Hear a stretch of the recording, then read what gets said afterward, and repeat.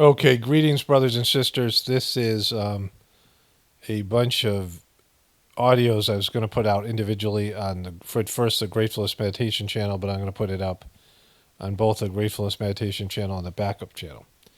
And it's important spiritual stuff, experiences I have, videos I'm watching of Chargy in the olden days, and just a bunch of different things.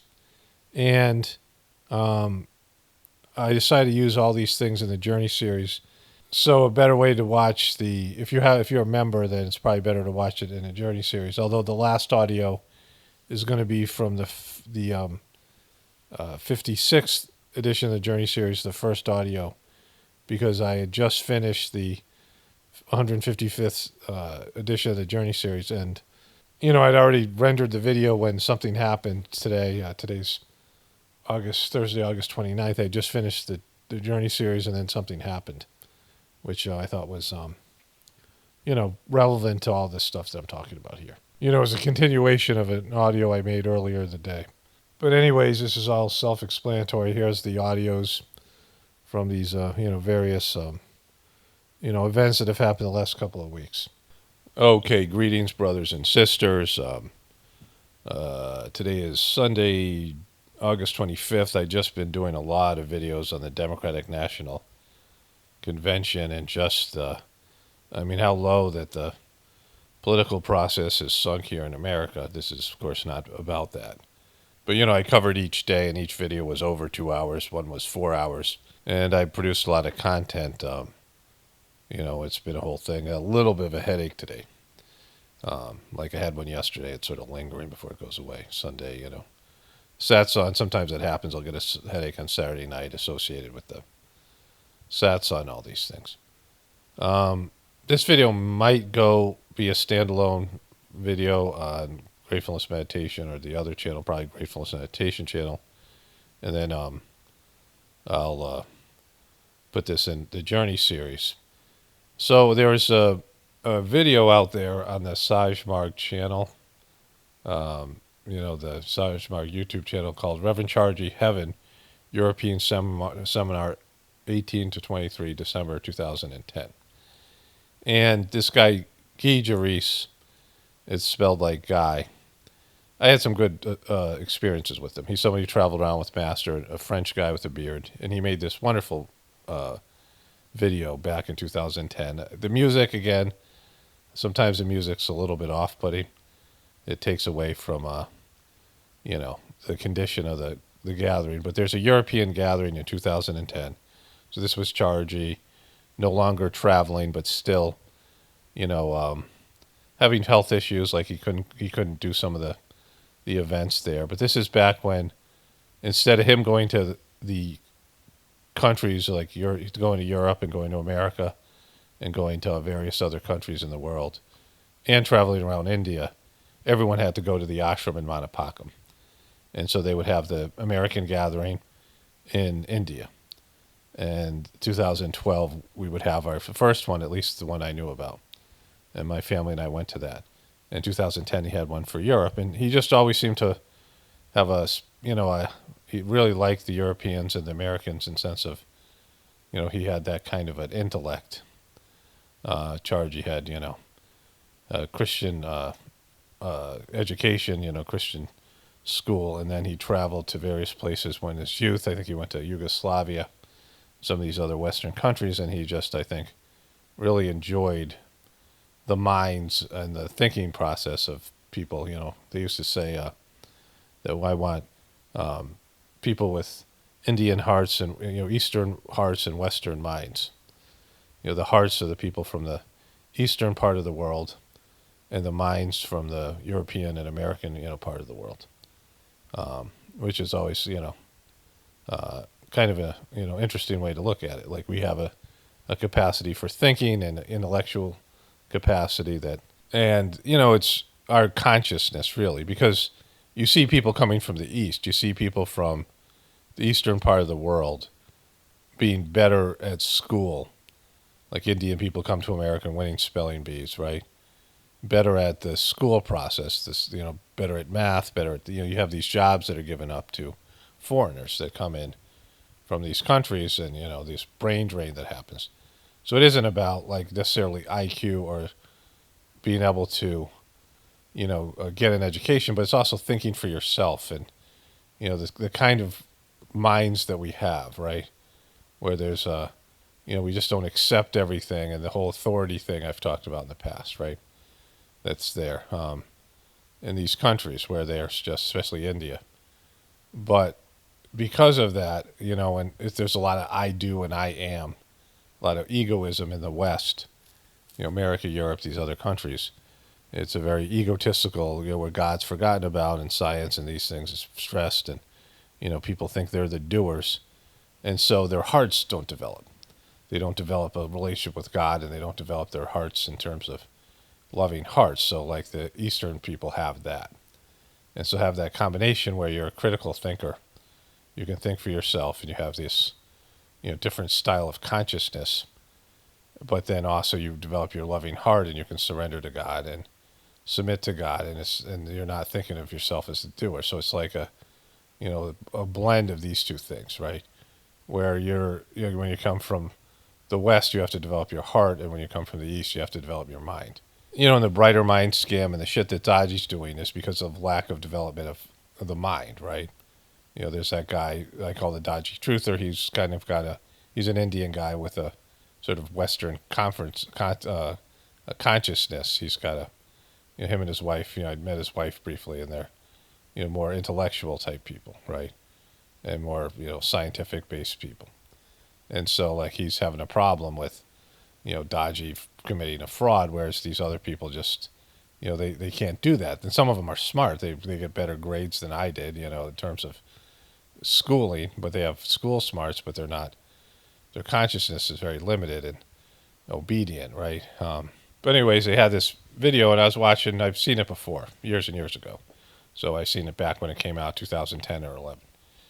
And Guy Jarvis did a good job of presenting the ashram as heaven. What it was like to go to the ashram was heavenly experience, which so many of us experienced.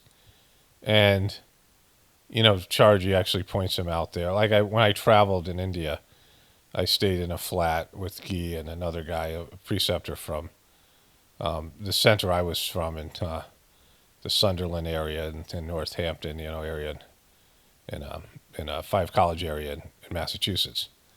And I spent some time with Guy, and he was one of the guys who was in the store when I just got pissed off and just walked out for no reason, and like was in a life-threatening situation. Like I'm not pissed off, I was restless.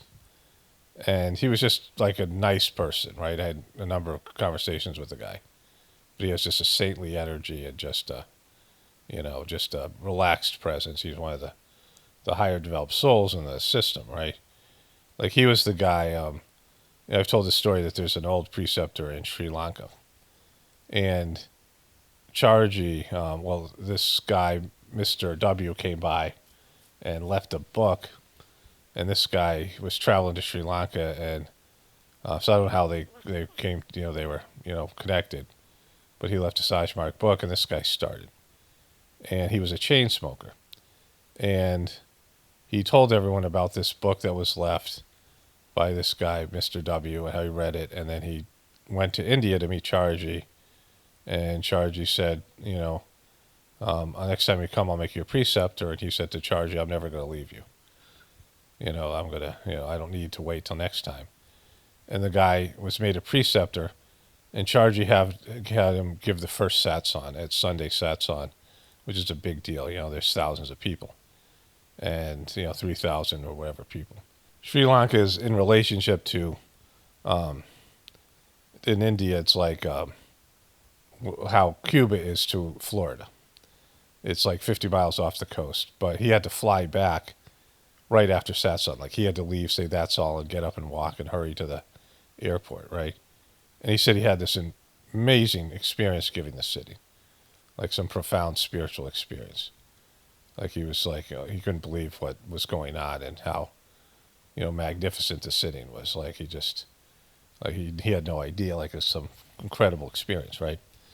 And so the guy tells his story, and he goes, then a year later, Guy Jarvis comes, and he tells Guy this story, and Guy goes, well, this is what really happened. And a year before he got this book from Mr. W, Charji was sitting there, Guy was sitting with him.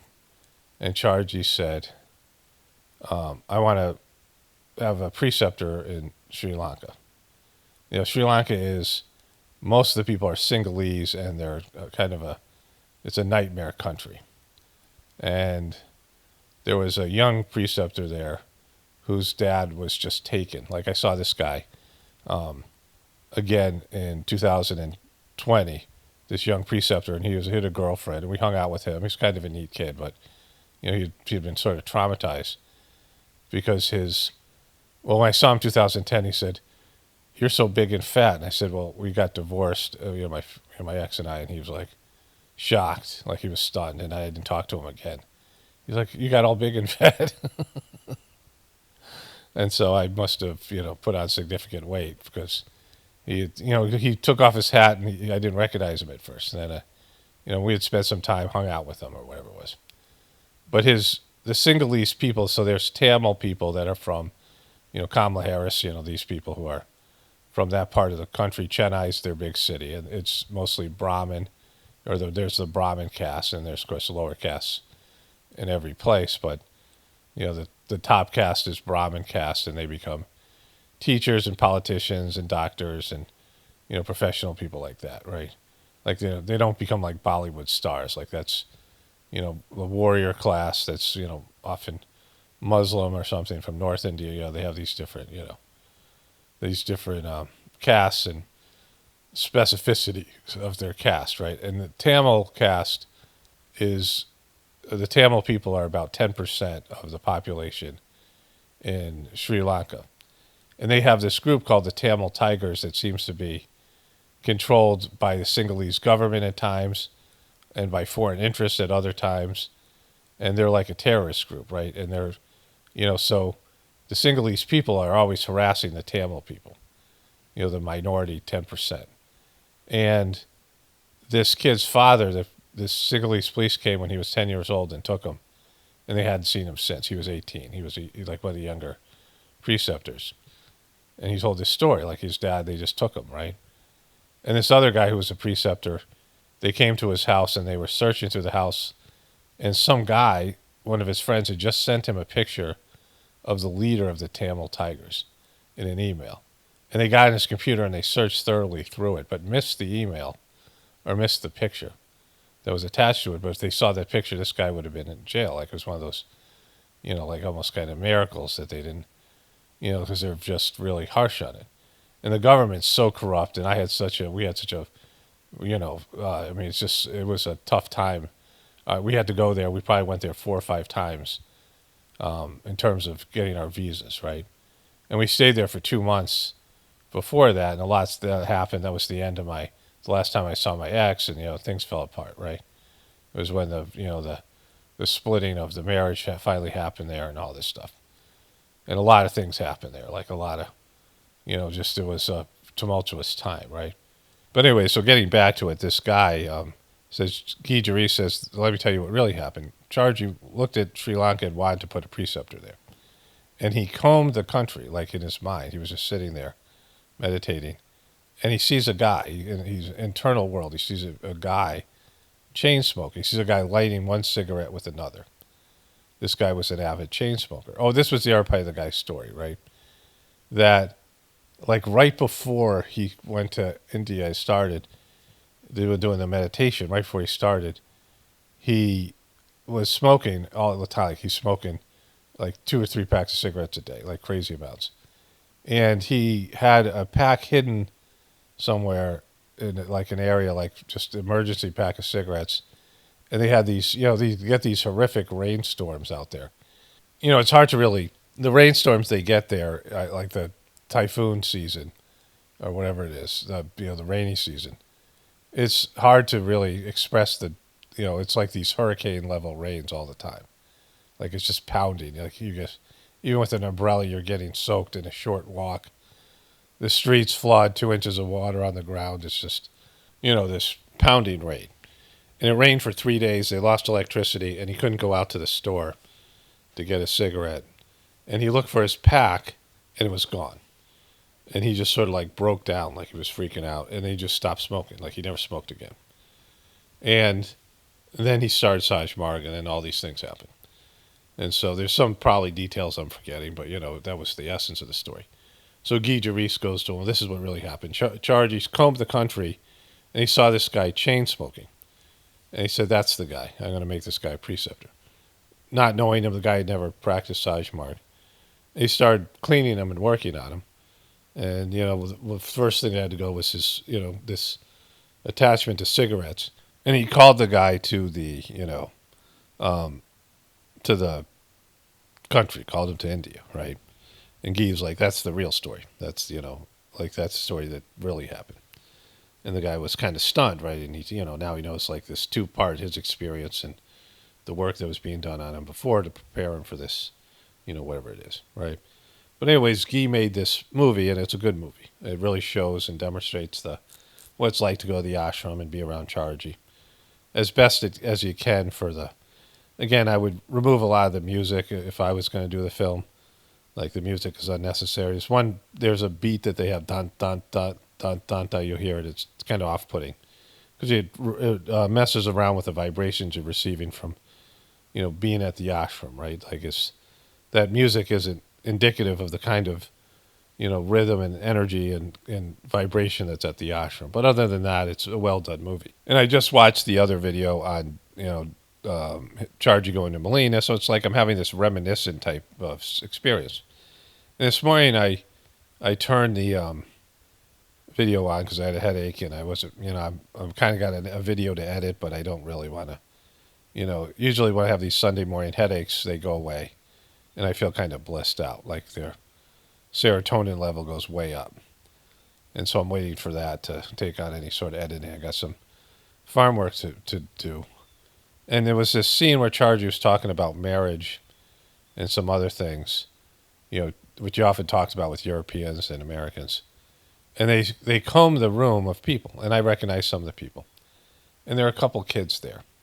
And I'm like, I know those kids, but like I knew them as teenagers. And like I'm kind of trying to remember who they are. And there are these two French kids who the boy was a boy who came and told me my son, my younger son, had broken his arm. They were best friends. They hung out. He's a rapper now. And we saw his mother and stepdad in 2020. And, my son now is taller than me. And, some time had gone by since we had left in 2016, 4 years. And the daughter hung out with my two daughters, especially my younger one.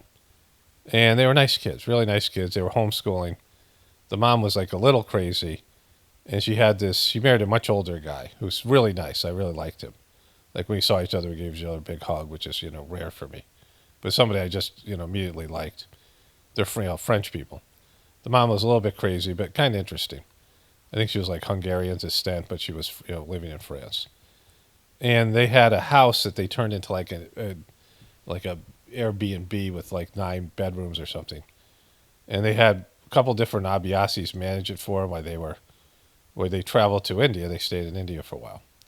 And her husband her ex-husband was sitting there with the kids. I only met him once. I kind of thought he was okay, but she had really hammered him and said what a horrible person he was. But the kids loved him. And he came to India and hung out with them. And we talked. He seemed like a nice guy, but, there was some contentious aspects to the divorce. But I remember all this stuff. Like I'm seeing these, all this stuff, and I've never seen these kids young. Like these kids were, 10, 11 years old, 12 years old, 13, or whatever they were. The girl was a little bit older than the boy. But, seeing all these people that I hadn't seen in years and, how it was, right? When Chargy, and like there's been such a huge fall off when Chargy was gone. It's kind of, I don't want to say pathetic, but just, trying to retain that, right? And like I can't recreate it. Like I can't recreate it for myself, and I can't recreate it for you all who do gratefulness meditation and people who are doing it. Because I can't do shit like, spot somebody in Sri Lanka chain smoking and go, that guy should be a preceptor. Like there's levels to the stuff that operating on a whole different level of consciousness that I experienced and saw. and read about and understood, but, limited to that, right? And it kind of sucks, like, there's something that's lost. Now, when Charji was prepared by Babaji, when Babaji was prepared by Lalaji, he did whatever he did, right? And he had some, gurus around him, some Sufi gurus in, northern India, some influence from that, so he kind of had master, but not really. And they're not a part of the Sajmarg line in that sense. They all have these lines of masters in these traditions there, right? These various traditions, all these places. There's lots of these spiritual organizations that have, to a line of 20 different guys, like they have, with the popes in Catholicism. But, it's a kind of different Sajmarg. Babaji met Lalaji 6 times, 7 times in his life, traveled to his house.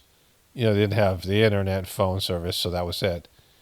And Lalaji died without any kind of a plan for his.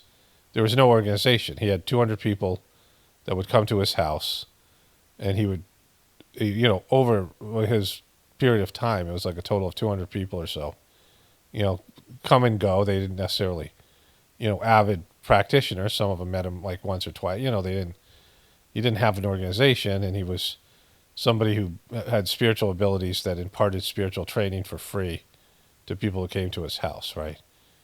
And Babaji intercommuned with him for 13 years, and Lalaji prepared him to become the master of the system.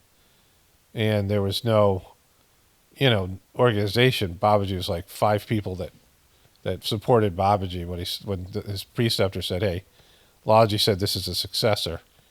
He got up at group meditation, wherever they were doing. And there's probably like 20 people there, and 5 of them said, "All right, we'll support you." And that was it. Or that was all the Lalaji people. And then Babaji started something new, right? But Babaji was taken through all these points, these 13 points, right? These, yatra points. And he experienced all the stuff that was in there. All the conditions. Like he took 20 years. And there's other people who are rushed through, but they don't have the experiences of each region. And Lalaji was there in their communing with them, as were other, higher developed souls. And he was being trained, and these spiritual centers were being opened up and charged with power. And, it was extensive. And, I've had some experiences, but like nothing like that, right? And then Charji was at, training with Babaji from 1964 to 1983. So it was in 19 years. He met Babaji, I think, in 65 or something like that, right? Maybe he met him in 64. I think he started in 64 and met him in 65. And in 74, he made Charji the secretary of the mission in the 70s. I don't know when, 1970, whatever. And Charji just ran everything. And he traveled with Babaji exclusively. They went away for 3 months together, all around Europe and then to America. And he would take care of Babaji. He would pack his hookah. He would do all those things. And then Babaji would have him experience these spiritual experiences, which Charji documented in his Footsteps books. And there was a time, like, for example, there was a couple of sittings that are talked about. There's the one I've read before where everything's cleaned out. Like, he talks about Babaji's. Okay, I went for a walk with my wife and my dogs, and I found a bonus reading. And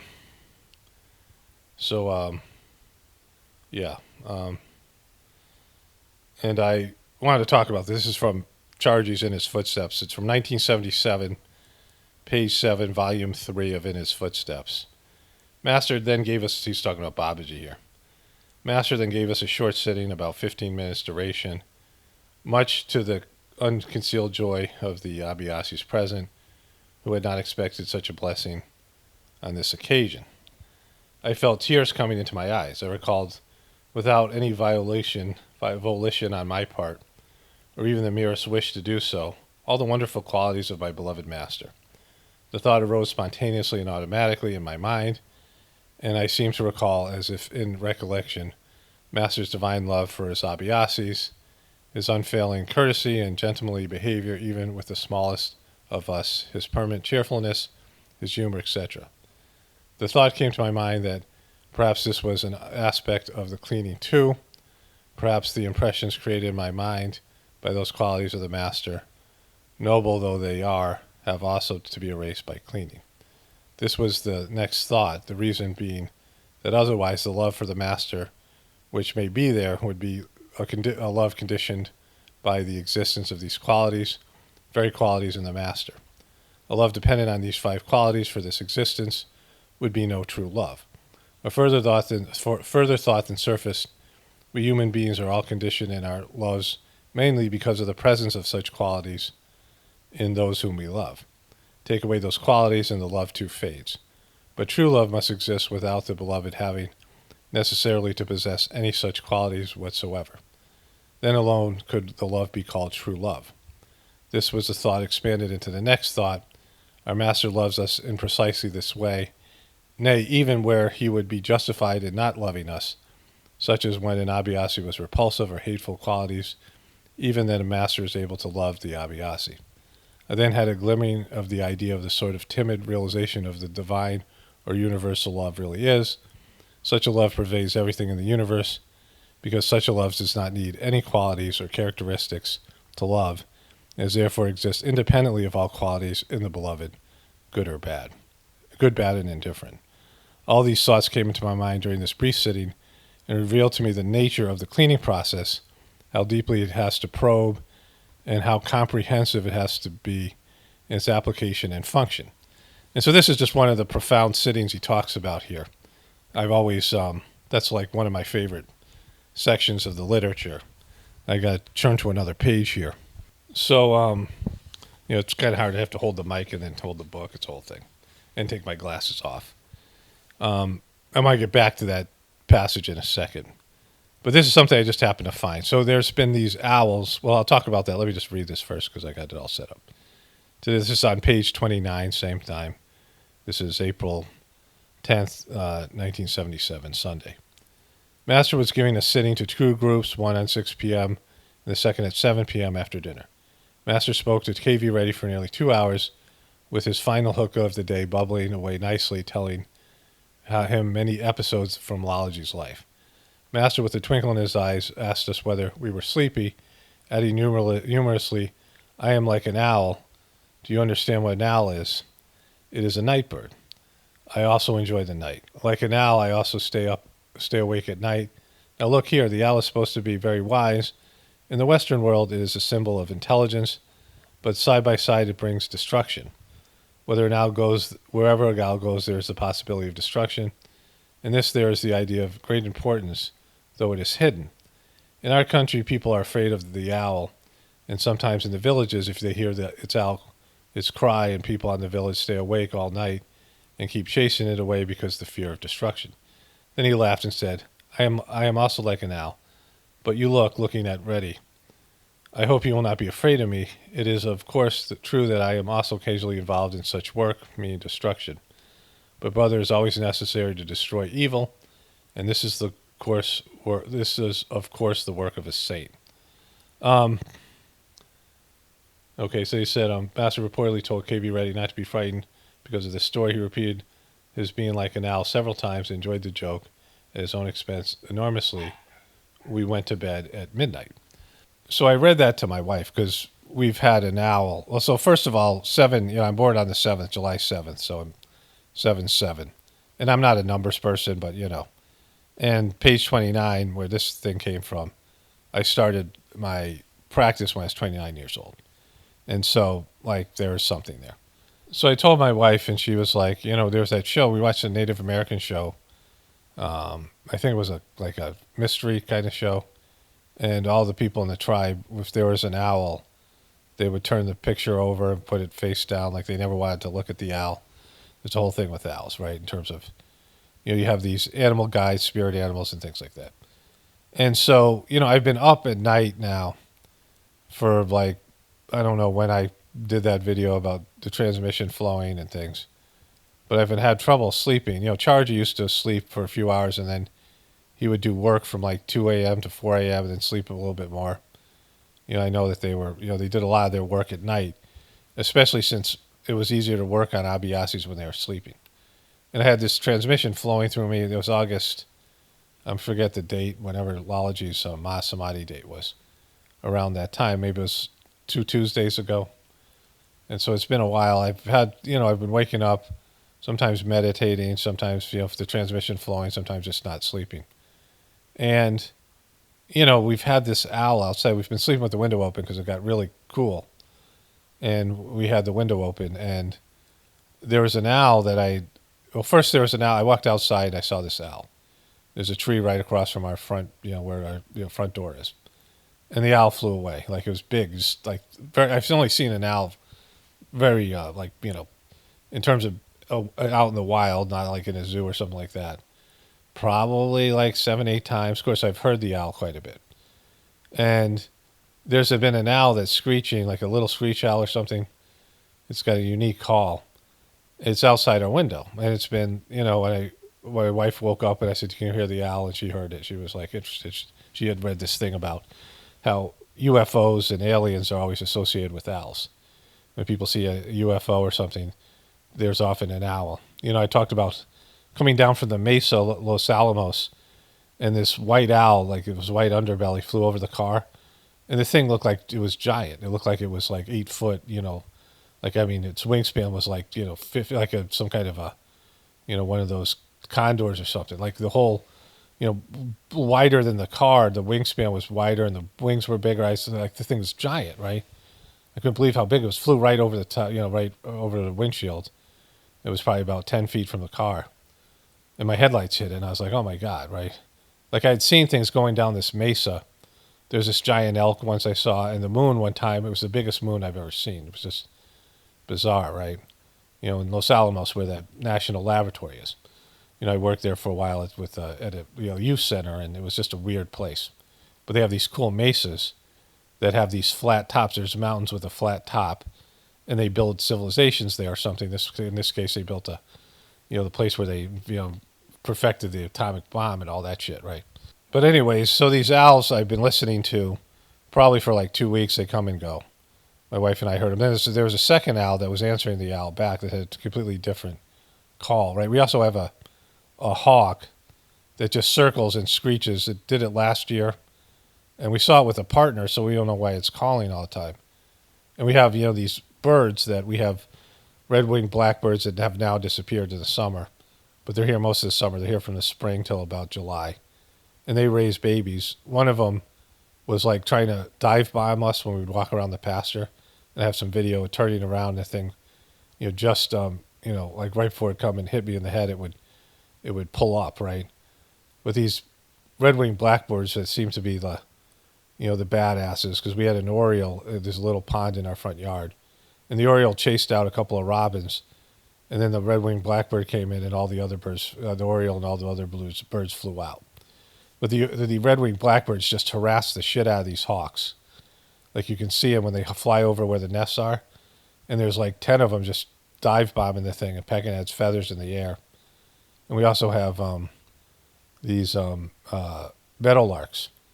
And so some of these smaller birds are harassing the hawks, and then after their babies are, fledged, then they stop doing it. And so, there's that. But this hawk is, it's past that time. And this hawk is just out there screeching, all the time. Like, it's not a pleasant sound. And, I like these types of birds, but it's just almost like annoying. It's just screeching the whole time we're walking around the pasture. But anyways, going back to the owl, we've had this owl presence for the past, couple of weeks. Of course, the political situation, and there's just been war with Israel and on Lebanon now, and that's escalating and all this stuff, right? The beginning of this destruction that Babaji was, creating. I mean, Babaji was creating a plan where the current system would be taken down. So I just want to throw that in there. But going back to the sitting where, Charji had this experience of the, all these qualities that would make you love Babaji disappearing, and just, love of the love itself, pure love, right? And how the master of the system loves everybody, even though they don't deserve love, right? Based in the qualities and who they are. Because he sees who you can be in the future, and, there's that kind of element, right? Seeing past your, the lowness of your, whatever you have, your self-hatred, your desires, all the negative qualities that you have, and seeing the pure essence of who you are as a soul, right? That's the kind of, relationship you have with the master of the system. And these In the Footsteps books are loaded with this stuff, right? all these experiences that he had. And, Babaji went through these experiences, which he documented in his diary when he was, intercommuning with Lalaji, and he would talk about these experiences that he had, right?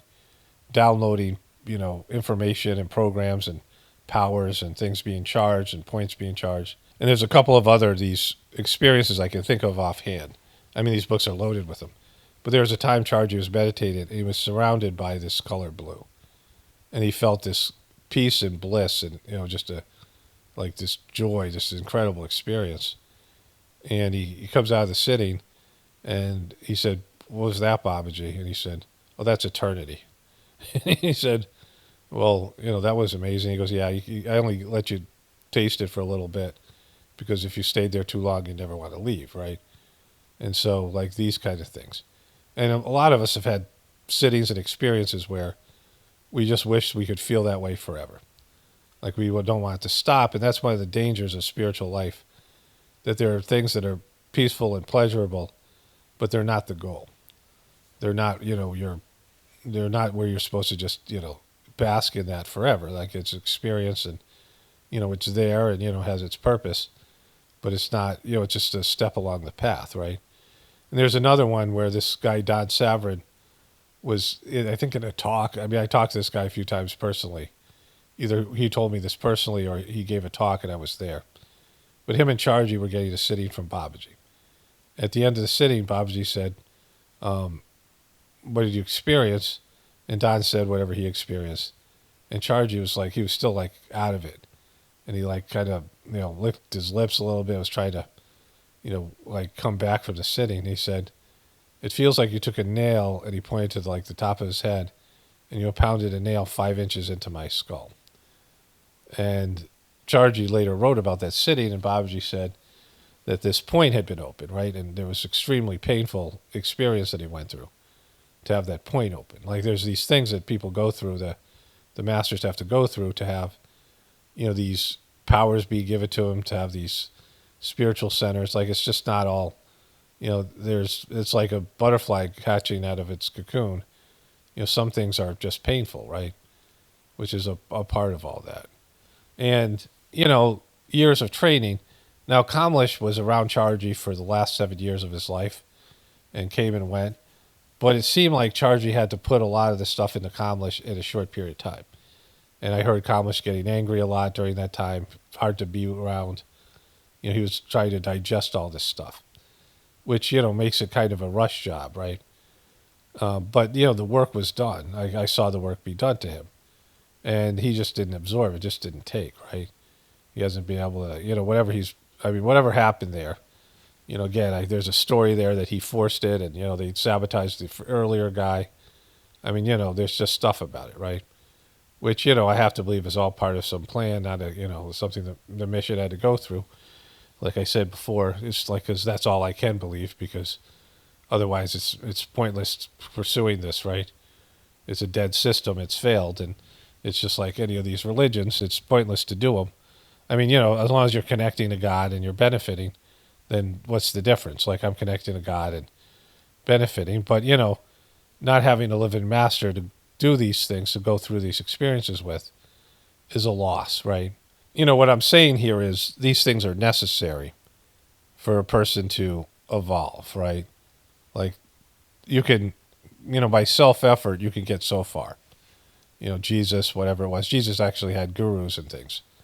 Jesus had some trainers and gurus, but he only got to point 2. And everyone thinks, in Christianity, they think he's the son of God, right? But he's just at point 2. Every preceptor is at point 2 with their points charged, and they can transmit, which Jesus couldn't do, right? So, like, it's very limited what he experienced, but that was what he did by self-effort was amazing. You can't compare, you being made a preceptor. I was 2 years into the system, I was made a preceptor. And the cleaning I went through was, brutal. That trip to India, like 5 weeks of hell. Again, I got so sick and I was so miserable and just so everything, right? Chargy had migraine headaches forever. Like, he just had them. And Babaji did everything he could. He brought him to this guy who Babaji thought he was the world's best healer. And of course, Babaji could do everything on the spiritual level. And even with that, they couldn't stop the headaches. They said, this is God's will. I can't do anything. And so, Chargy had these experiences like, these brutal migraines and really bad health. Babaji had an ulcer and, he was frail and sickly and weak a lot of the time. And he just wouldn't eat and he just wouldn't, he neglected his physical body to some extent. And he just, like, there's a time somebody said, "Oh, Babaji, how's your stomach?" He goes, "It was fine till you asked me. I wasn't ignoring it. And when you asked me that question, now it hurts." Like I'm not, it was fine until you asked me the question, right? And brought it to my attention. But Lalaji died. He had an abscess, a hole in his liver. And he was in excruciating pain. And there's like, they made a movie of his life. And there's a moment where he's going to get an operation. But a British Raj, who was considered more important than him, even though Lalaji was this groundbreaking, spiritual giant, but people didn't know that. And a British Raj, one of these kings was appointed by the British government, like an Indian king. It was sick, and he came in, and so the doctors all ran to take care of him.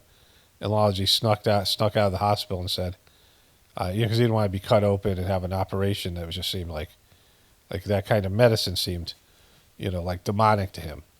But all his relatives pressured him into getting it. Of course, he ended up dying from the hole in his liver at a relatively young age. He was 58 years old. He lived from 1973 to 1931. His death date was August 14th. So I've had 10 days. It's 11 days where I've had issues with sleep, where there's some kind of spiritual thing going on. Of course, the owl being a part of it, right? But anyways, let me get to the point. So I watched this thing the other day that whatever, I made that video last week it's looking at the Molina ashram. I was just noticing people, right? Like all these people that I knew and how young they looked, and this is years and years ago. So 1996, I had been practicing 3 years. I had just come back from India and was a preceptor. I'd been made a preceptor. And when I saw myself there, I recognized that person, but it was weird. It took me a while to go, oh, that's me, right? And I didn't feel like it was me, right? It was kind of weird. I don't want to call it dysphoria. Like I know it was me, and I remember, I remember the gathering. I remember things of being at that gathering. I didn't remember that particular moment where Charji was speaking. I was behind him, but I, could reconstruct the memory to the extent knowing that I did security, and this other guy who was my friend who was in charge of security, my friend at the time, and I was, helping him out, and he was there in front of me. And then, one of these other people, this woman, Mrs. C, was in front of us. She ended up being this nightmare and, spied on me and my current wife for my ex and all these things, right? Like this person. And, when I saw myself, like it wasn't like I was looking at me, like I was looking at some other person, like this other version. Because people talk about the alternative universe, like some sort of mega, the multi-universe or something, where people have all these choice points and, they divide off into these various universes. The problem with those universes, there's only one universe where you would make all the right choices, right? Where you would make all the divine choices, which is what Babaji did, in terms of at least the later part of his life, where you would surrender your ability to choose the wrong thing, to make the wrong choice, because that's what it is. And all this freedom, I've just discussed this in my videos about freedom. The Democrats try to use the word freedom that the Republicans have used. But freedom is really about choosing the wrong thing. Freedom is choosing, there you have one right choice, which is what God and your soul wants you to do. And it's a very narrow path. And there's an infinite amount of wrong choices in which people engage in, right? But anyways, so it was weird for me to see myself. And, I had a reaction to it. I talked a little bit about it, but not really so much. Because I looked more spiritual than I would have thought I looked, right? And spiritual isn't, I don't know what the word is, but, I look better than I, not in terms of, what I look like as in terms of my, outer appearance, but just like, I looked spiritual, like my, eyes were soft and, like I had a good spiritual condition. Of course, I just made a preceptor, but I saw myself better than what I think of myself, right? Not that I'm, overly negative about myself. Like I'm not, I don't beat myself up or, whatever, but I was like, more spiritual or just more evolved than I know my thoughts and what I think about and my commitment and my work ethic to doing whatever, I mean, I've always done my spiritual practice and I've connected to Sajmark, but, I'm always know that I could be better and, I'm kind of a slacker and these things, right? My negative thoughts, things I say, insulting things, mean things I say to people, about people, and my videos and, some of the harshness and, some of the just being, I can be pretty brutal and, just these things, right? And, I've always known that there's potential there because of my first sittings and then things I've experienced, and that there's something there. Like I've done things in the past that, led to me being able to be an Abhyasi in this life.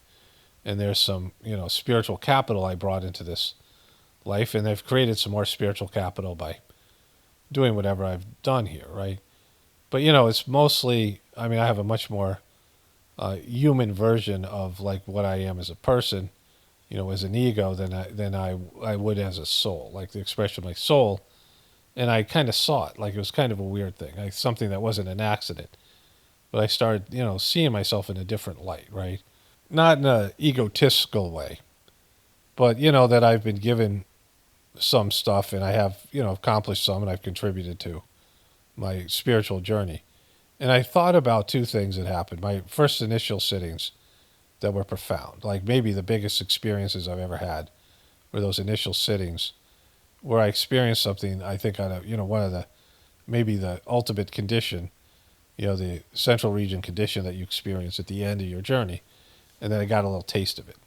But whatever it was, like I don't know if that's true or not, but that's something I've considered as being what it is. But whatever it was a profound experience. My first three sittings, and then the rain that happened and all the timing of it and these things, and then when I was made a preceptor, at the end of it, when very profound experience in the final sitting, and then Charji was chanting in Hindi, and then all of a sudden it sounded like 1,000 voices.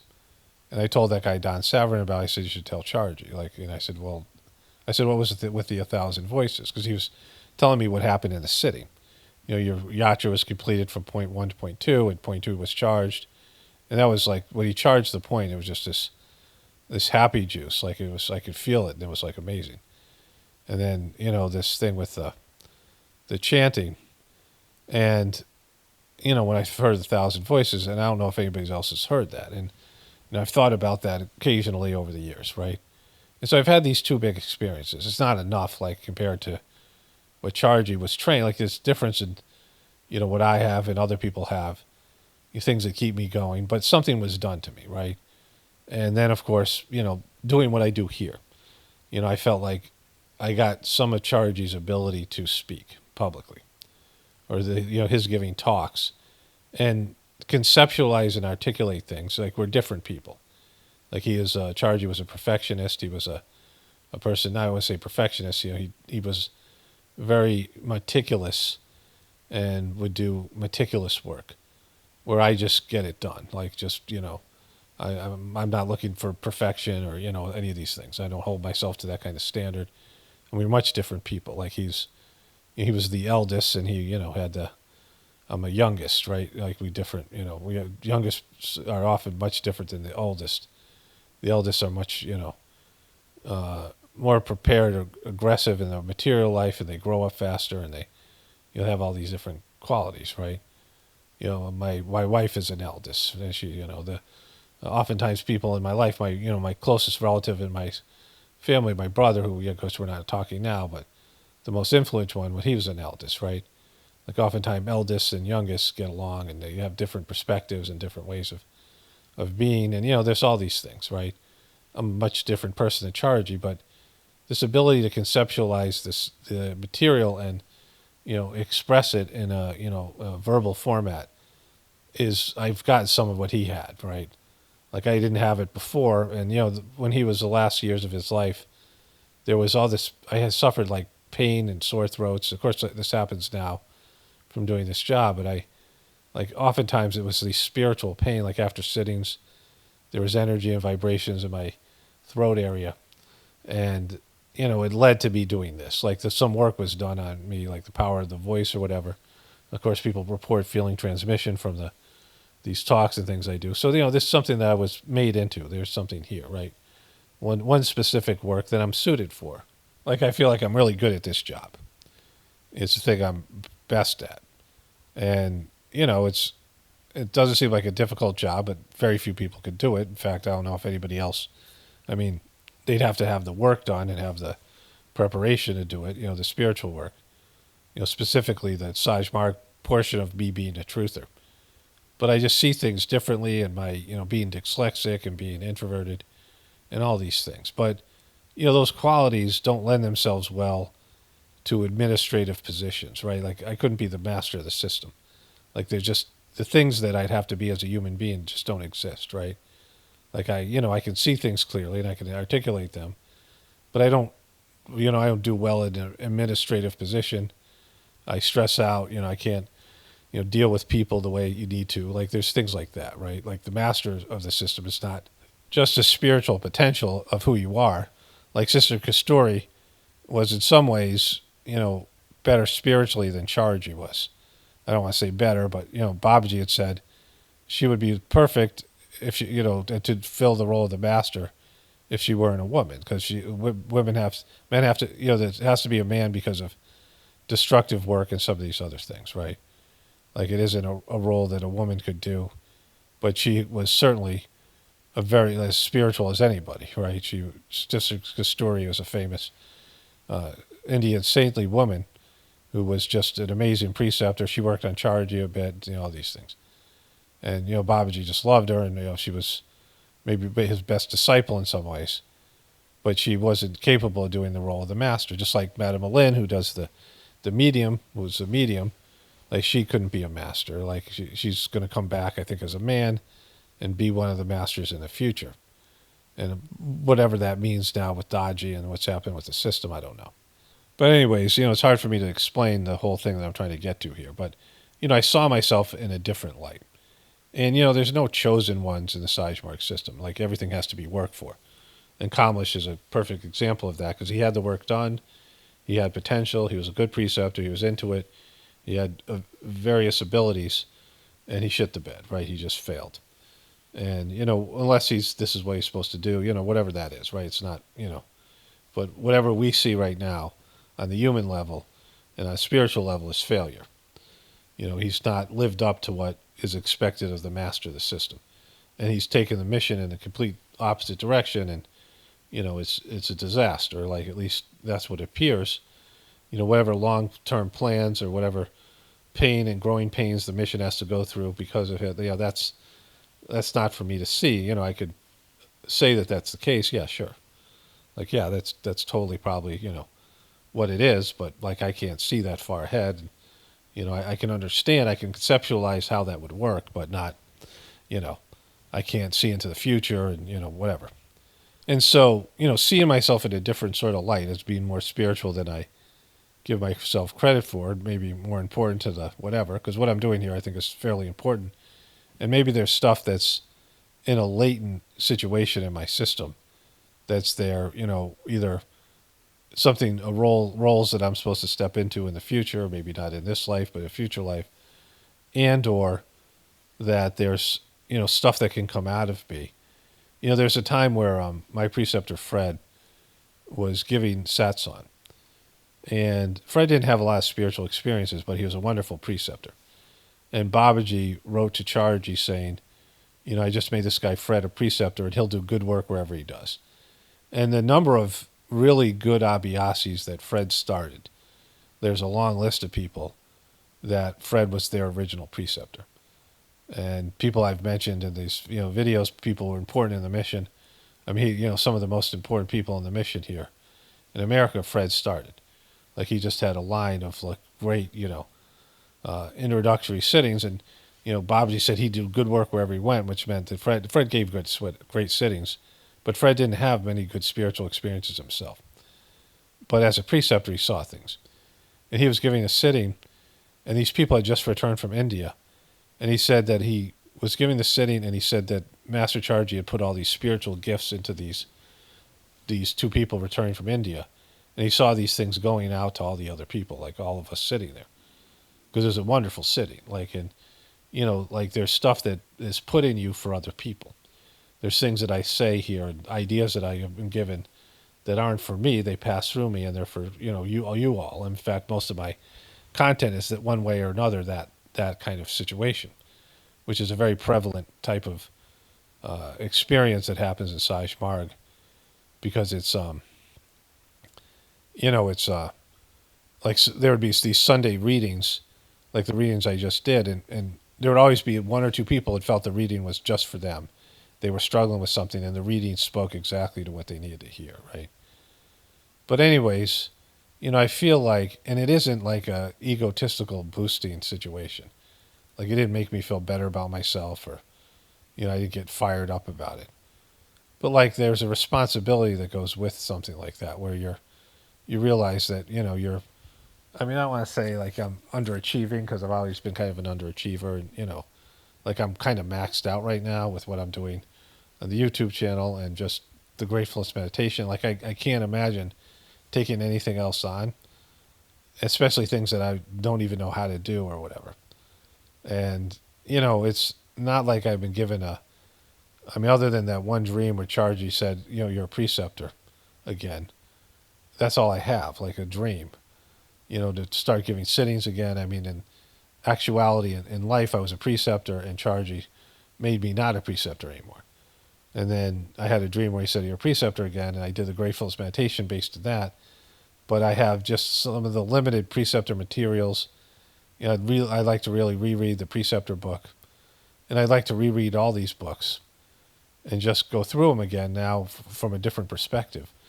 And hopefully that would kick in some things. And, I think there's these latent things in my system, but I just don't have the time and the energy for stuff like that, right? Maybe there will be later on where I can reread some of these books. I've started collecting some of them. I don't have all of them. I got caught up in the whispers like everyone else, but there's lots of great literature here as well that's important, and, for the future. Like reading that in the footsteps, I'm like, wow, I should read these books again. But I mean, it's a whole thing, and I can start reading some of them.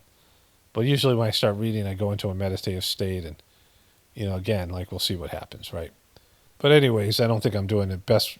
I'm not even clear on this myself, but, seeing myself almost like as a different person, and looking back at myself, thinking like what I thought of myself then and how I remember myself at that period of time, like I was, I could see the higher nature that was there, right?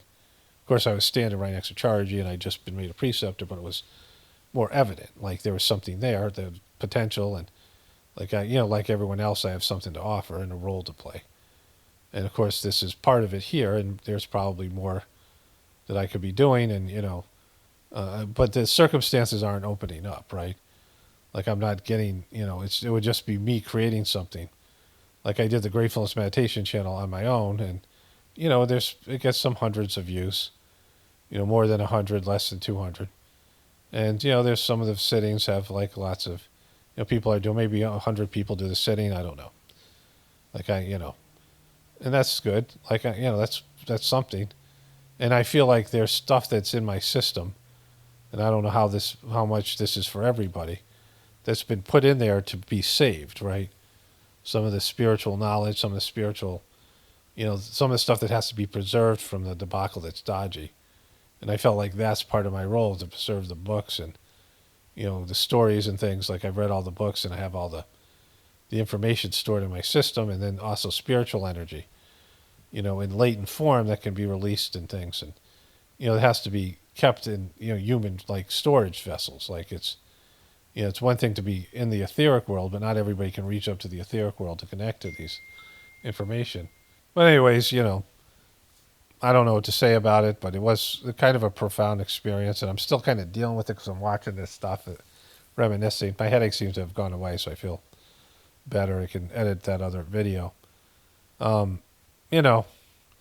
And I'm just caught up in the world the way it is and what's happening, the world collapsing, of course, dodgy, failing, and not having, I'm not having somebody there to go to, like not someone there to, like not that Chargy gave you direct advice, and not that he would like tell you exactly what to do, especially if you were from the West.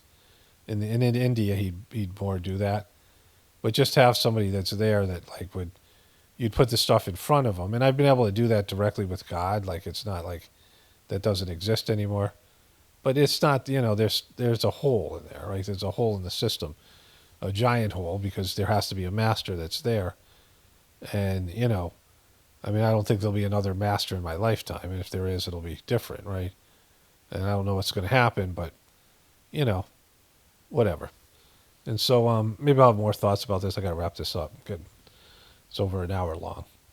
But yeah, I'll probably put this up on the other channel and then put it in the Journey series as well. Okay, continuing on. This voiceover, some of it's going to be, I'm going to do two voiceovers, and they're going to be some similar things I'm going to say here.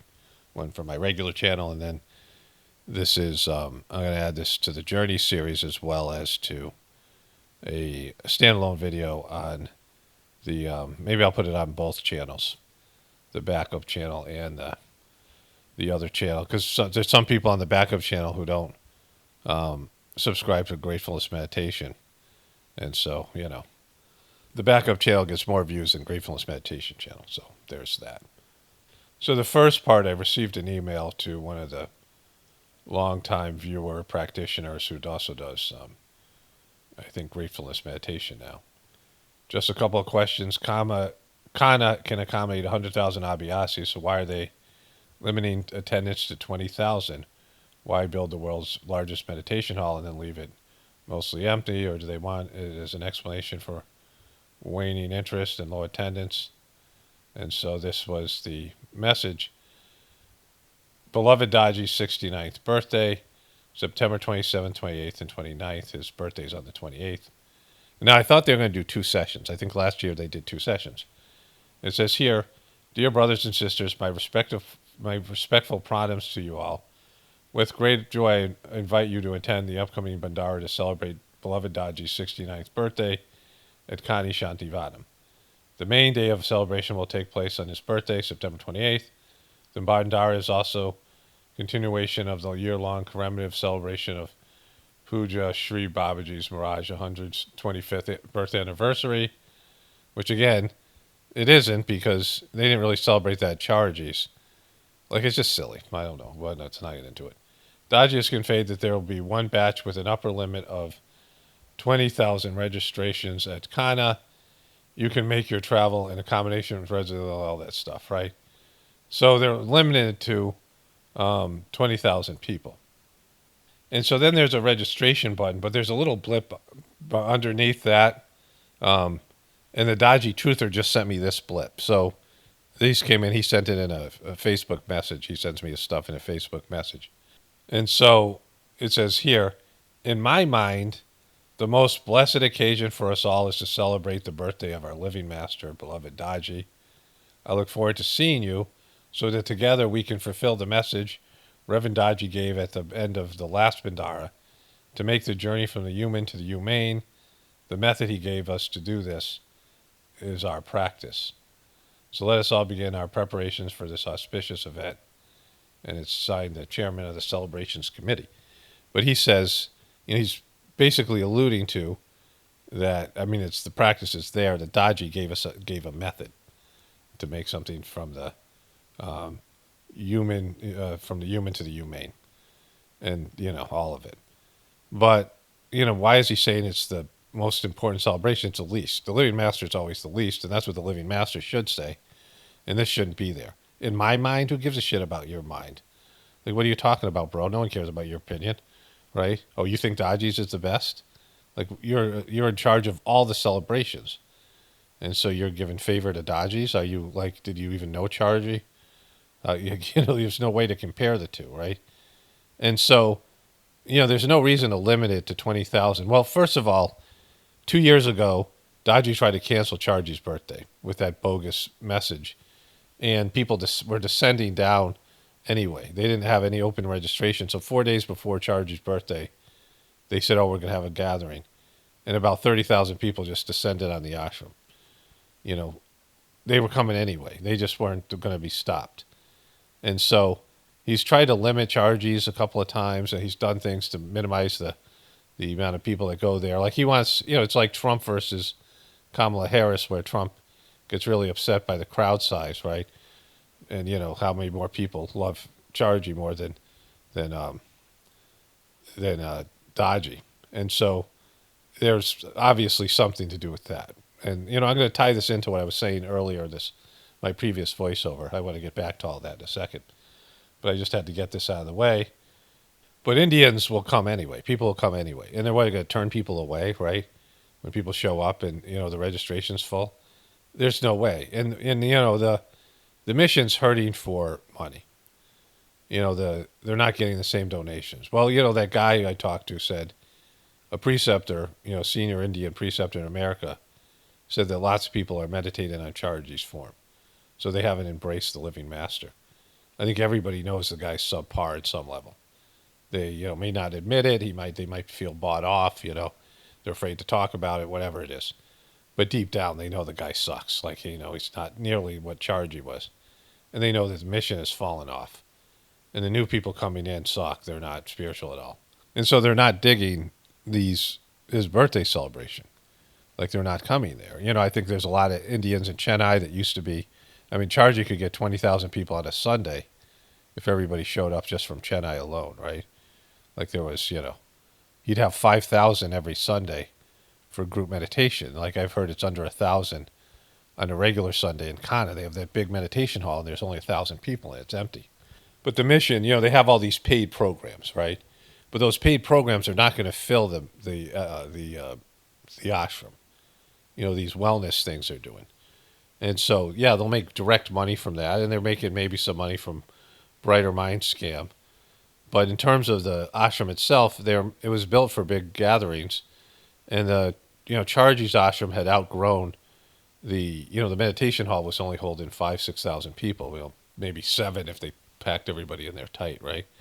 And so they had to have these venues in Tirupur and then Tiruvallur where they could seat 100,000, 80,000 people, even 30,000 at a gathering. And so the Chargy had upwards of 80,000 on one of his birthdays. I mean, just so many people. And Dodgy just they have dwindling numbers and dwindling enthusiasm. And so again, I'm not in contact with anybody. I don't get any of this information unless people send it to me. But there's zero reason to limit to 20,000 because if you can't handle more than 20,000, then the ashram's a complete failure, right? And when you're hurting for money, when they're hemorrhaging money, and they have all these scams and business deals and things going on there, apartment scams and just a scam after scam and real estate scams, these things. And when you have all those things, you've built this city there. I mean, it's 1,000 acres, and there's all these people living there in apartments and nice houses, and you've had all this. I mean, I don't know how big the ashram is, but there's at least 500 acres and private residence available. So just all the people having apartments, having temporary apartments, foreigners buying, apartments there. All those things, if those things are filled, it's probably a good 30,000 people right there just for that, for the gathering alone. And so if they're limited to 20,000, it's just so they can say that's why there's only 20,000 people here. It's not because Dodgy can't, generate more. Or more want to come, we just turned them away, right? I mean, that could be the only reason. Unless the infrastructure can't handle but they already had more people. They didn't say they weren't limited for that gathering where they had, I won't call it a gathering, but that festival they had with all the other spiritual organizations. I mean, they've had, when we were there, they were supposed to have 70,000 people and they just had opened. And, the toilets were backed up. There were some issues, right? It wasn't like the best situation. But it handled the 70,000 people for three different,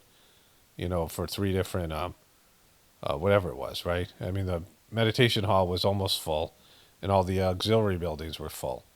And so it was almost at full capacity. And, they had the president of India. I mean, they had all these things there. And so, like, it's just silly because they have all this merch to sell and, all the donations that come in. That's the way that they make the money. The gatherings it's like having a concert, right? you make a lot of money when a lot of people donate money. If you have 100,000 people and they all donate $3 or more, $5, you make $500,000, right there. So like 4 times a year, that's $2 million a year, and you have all that money to put into the infrastructure and all these things, right? And then all these other scams and things he's doing. But anyways, they're just liars. So I thought they might do two. They might do two, because Chargy only had 4 sittings. Like they limited to 4 sittings, and like all that stuff, right? And then Dodgy will have at least probably 6, and he just always is under. It's all about Chargy. Like he's always competing with him, which there's no competition. You already lost, bro. You had no chance. Like there was no chance anyone was going to think. Anybody who saw the two of you would think that you're on the same level as him in any capacity. He was better at everything than you were, right? So, to continue on with what I was saying last night, the yesterday, seeing seeing myself in the, in the video, and like having this, almost a disconnect between myself back then. It's like if I saw that person, we're the same person, but we're not, right? There's that great movie called Loopers, right? That kid who grew up from 30 Rock, and Bruce Willis comes back as, him as an adult from the future, and he's telling his younger self how stupid and what a dummy he is and these things, right? And like, they're two different people, right? They're two different people sitting at a diner having a conversation, but having this kind of sense that I'm better than, I was better than that. I think about myself, right? Like I just, look like a spiritual person, right? Like if I was just seeing some person, and reading their condition, I would, evaluate that person spiritually more than I think about it, because, just being a slacker or whatever, just not, you know, um, all of it, right? All these things, and I feel like I could be doing more. Like I just, there's more in me. Like I've been gifted with more spiritual abilities and stuff that, using here. And I don't want to say but, as a conduit or whatever, that I could, be more present and, but I don't know how to do any of those things. So I haven't been taught, Babaji connected directly, but I'm not someone who intercommunes. I don't get spoken to by, the thing that I'm going on is very vague, a dream that Chargy said you're a preceptor again. Because I was a preceptor, then I wasn't a preceptor, then I had a dream, and, I started doing these things, these sittings. I would like to get the old preceptor books and reread those, and, but I can't find a way to get those. I had those, but my ex never sent my copies to me. And so, those books are lost that I had. I also had the tapes that are lost, and I can't find any used ones on the internet. The ones that Dodgy's putting out are just crappy. DeChargy's old preceptor seminar from 1989 and 1990, and it'd have to come from somebody who's either left the mission or died, and if kids are selling the books and they end up on eBay or something, and I can't find them. Like it's just, and I don't. It's just, I contacted Fred, my preceptor Fred's, because I think he quit being a preceptor, and I think he had some mental issues. He might even be dead. And I contacted his ex-wife, who I know a little bit.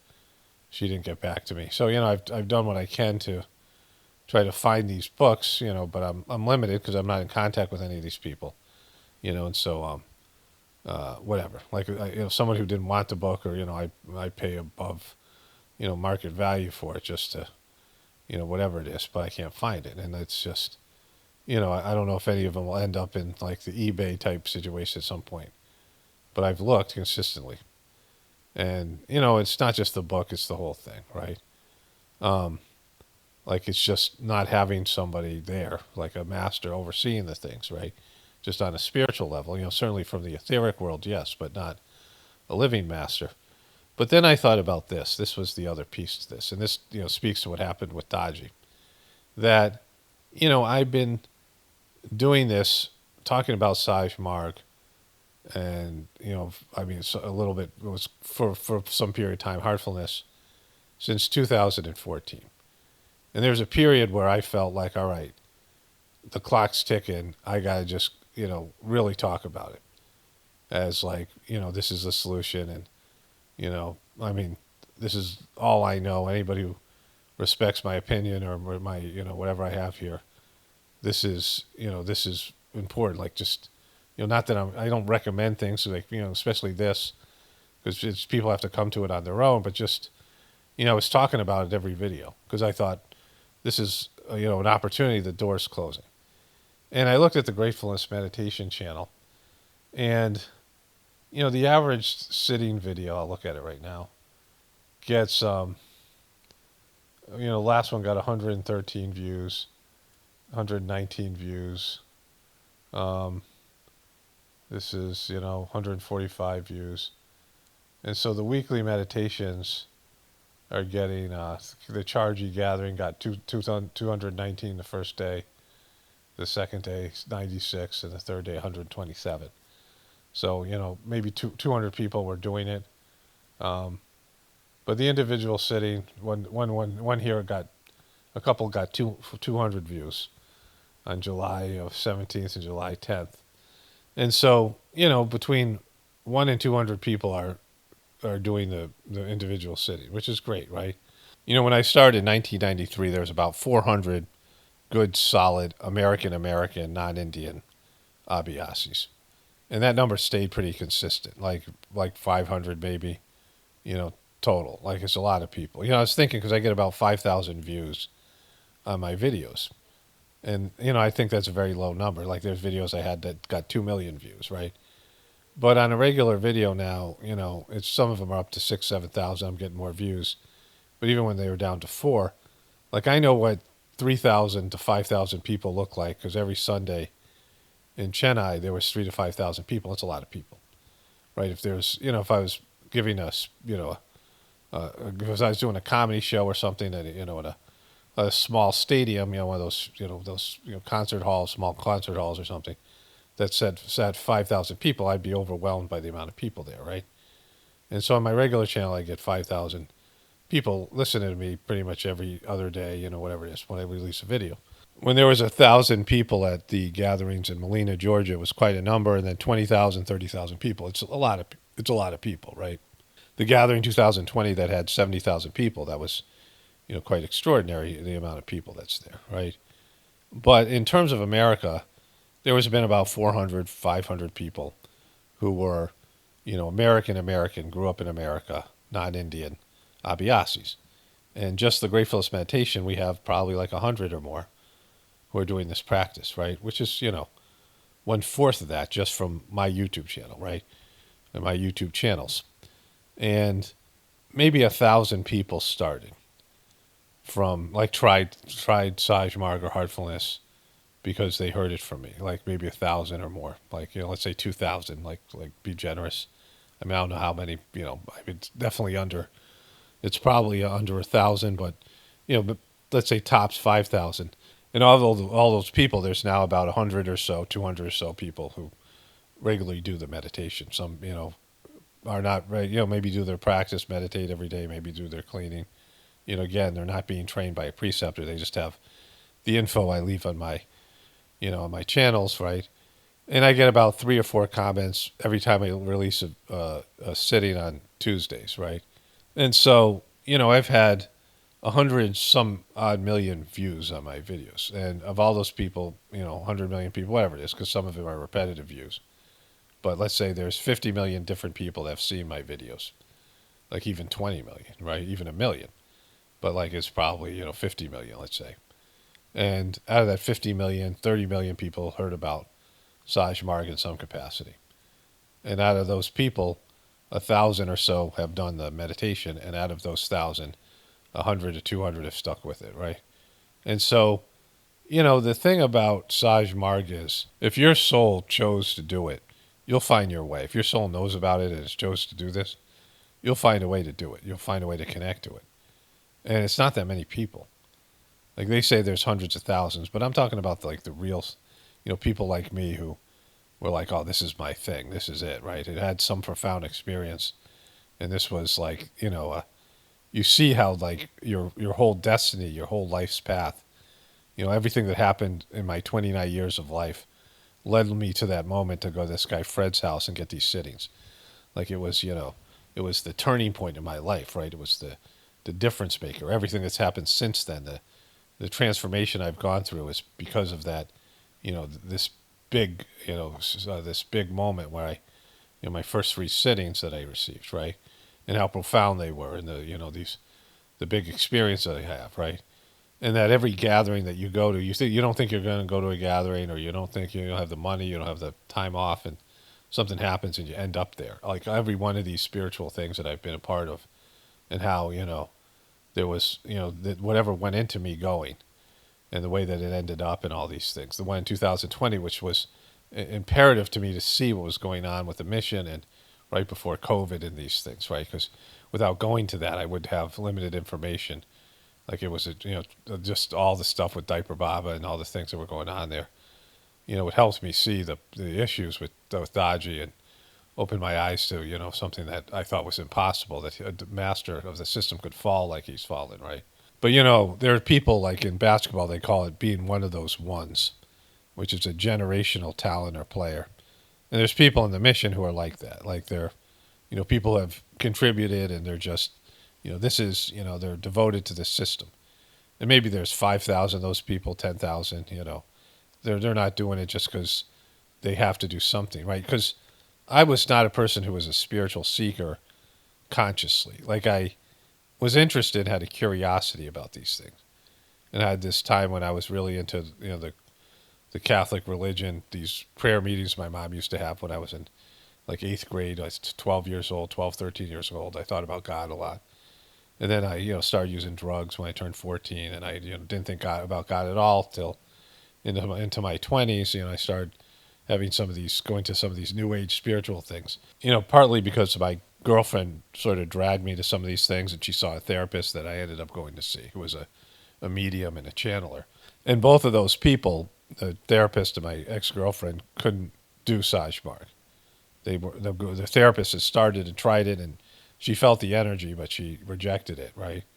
And my girlfriend just made fun of it, like even though she was, like she was kind of more new age person than I was. She liked to go to those new age stores with the crystals and things, this new age movement that was just starting to happen.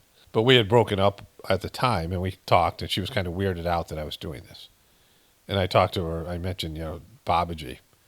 I probably said Chargy as well.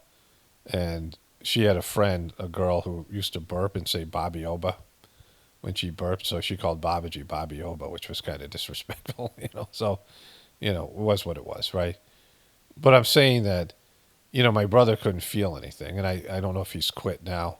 The ashram, he's out at the ashram. The ashram is like closed. I don't know. But, he never felt anything, but he's stuck in there because of, whatever things to do with me or him. I don't know why he's stuck. But the people who just, this is their calling, has always been very limited. And those people find it, right? They find it one way or another. There's this epic story about Babji saying there's one guy who comes in at point 4. And, that takes, it takes 45 years to go from point 1 to point 2. Then 45 years times 45 years to go to point 3. And then 45 years times that number. So it's like 10,000 years of spiritual experience. And, it's very hard for people to come in life after life and pick up where they left off. Like video games where, there's video games where you can save your progress. And then there's video games you got to make it from the beginning to the end when you're playing in one session, or you can't complete the game, right? And, your life is kind of like a combination of both those things. Like your progress is saved, but you don't start off, you start from the beginning each life. You're born as a little baby, and then you have your life, develop. And, maybe, if you have some spiritual tendencies, you'll probably have those, and, but you never know. You just have a bad life, or you get off track, and, you might have a good life, bunch of good lives, and you're building spiritual capital. Then you have a bad life, and that sets you in the wrong direction. So there's no guarantee of continued progress, right? But this guy comes in, Babaji started off at point 1, and he was Patanjali, and he was, Babaji. And Lalaji started off at point 1. And there had never been anybody who came in at point 2 or 3 or 4 or any of these points. So Babaji had one guy who comes in point 0.4. Babaji's blown away. And within 2 sittings, he could move him up to point 0.6. The guy would have liberation. And Babaji lamented how the guy took 1 sitting and left and never came back, right? This guy who had spiritual capital from some previous life, and he couldn't do it, right? He couldn't sustain it. He couldn't keep it going. But the people who are chosen for Saj Marg, their soul has chosen it. They come, they find it. And, in terms of my YouTube channel, I don't know how many of the 200 people have been chosen for it, why they're doing it, why you're doing it if you're one of those people, listening to this. But, like it's limited. Like there's just not that many people. Like I need help to do what we're doing with Gratefulness meditation, and there's just no help available. And, the majority of Abhyasis, although they're chosen for this thing, to me, based on my limited information about each case-by-case basis, they're all failing, right? And so, I might have more capacity to move into, doing things, but, there's some things I can't do, and I won't do. I won't even try. It's just, doomed to failure. But even if I could put on a gathering and I was willing to, shoulder all the responsibility and all the workload and, make those gatherings happen with really no support or no help from people, no anything. There's no people to populate the gathering, right? Like out of these 200 people, I've said before how many people would go to a gathering if we had one, and like barely anybody responded, and so like if 1 or 2 people were willing to go, then, then there's no reason to do it, right?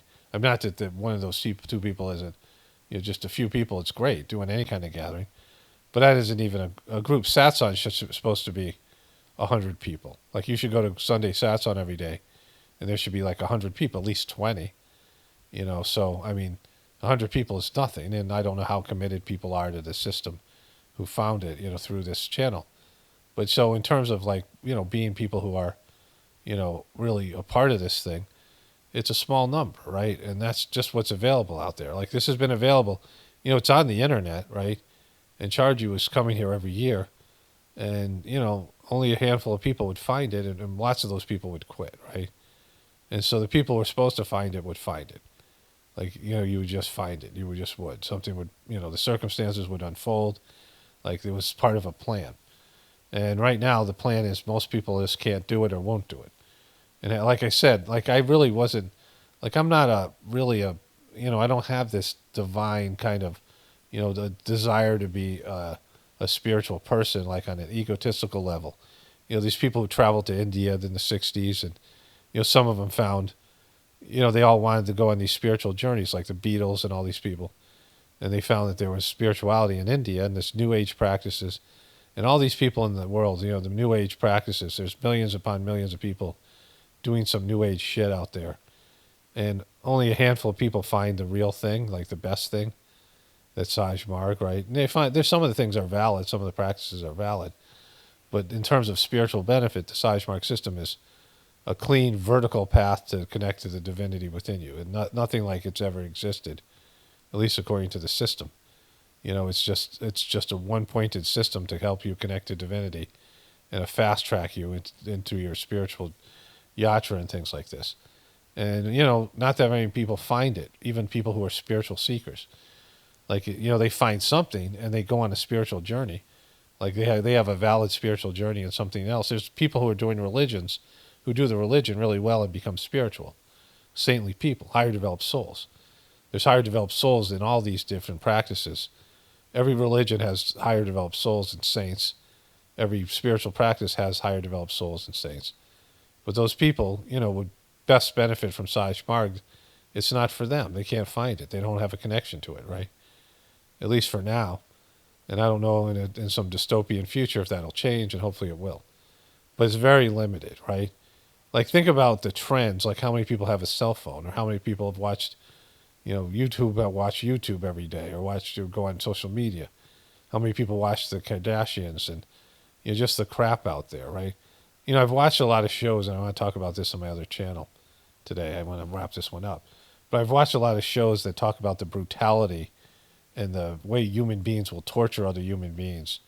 This thing, one of them is about the the Vikings I've seen, stuff to do with ancient England, the Mongols and the, Genghis Khan. I see various shows, fictional shows that are, describe that period and the horrific things that people will do to each other, right? Binding young girls' feet. I mean, you can see the pictures of what those feet look like where they break the bone of the foot and the arch of the foot and make the, like it's despicable stuff, crazy stuff, traditions, human sacrifice. I mean, look at all the torture devices that human beings have invented to torture other people, right? The way they've killed people. Think about all the things that have been done in the past in terms of the way the Christians were sacrificed, right? Like all the disciples, there was the crucifixion, which was brutal, right? And then there's all these things that were even like as bad or worse that these disciples, I mean, just horrible ways of killing people, keeping them alive and torturing them, right? I mean, this is what human beings engage in. And there's only a handful of people that'll do Saj Marg, right? Engage in the solution. And, and that's where I'm at with it. Like I just, with all the time I've been here, I've had this YouTube channel, being popular now for over 10 years, right?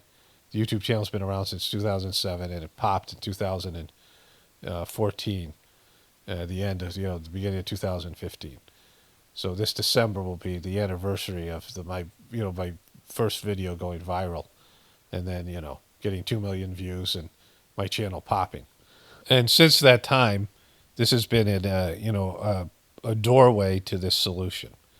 There's a door that people could find here and try Saj Marg, and they could, benefit from, feel the transmission and go, this is it. This is what I'm supposed to be doing. And how many people have actually done that? Like, and I'm not criticizing the people because it's just what's meant to be, right? It's just limited. It's very limited. The amount of people who can do the system and are called to it is very limited. So I was watching this movie, and there's a priest who quoted from the book of Jeremiah from the Old Testament, right? And I've talked about the Old Testament as like just not spiritual at all. It's the opposite. It's like they're worshiping a demon, a narcissistic, sociopathic demon, posing as God. But it says, starting off here, the Jeremiah 13.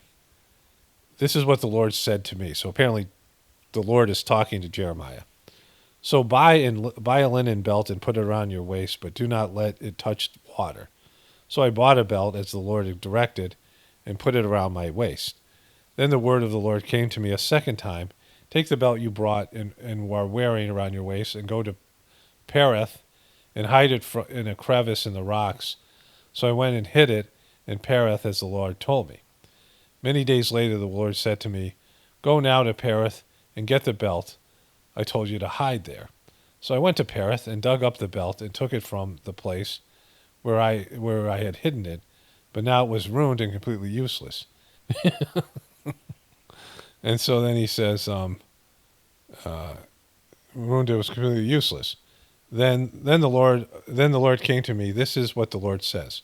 In the same time, I will ruin the pride of Judah and the pride of Jerusalem. These wicked people who refuse to listen to my words, who follow the stubbornness of their hearts and go after other gods to serve and worship them, will be like this belt, completely useless. For as a belt is bound around the waist, so I am bound to all the people of Israel and all the people of Judah to me, declares the Lord. To my people from my renown and praise, honor, but they have not listened. Say to them, this is what the Lord say, the God saith. And this is the part that coming to this. Every wineskin should be filled with wine, and say to you, don't we know that every wineskin should be filled with wine? Then tell them, this is what the Lord saith, I am going to fill with drunkenness all those who live in this land, including the kings who sit on David's throne, and the priests, the prophets of these living in Jerusalem.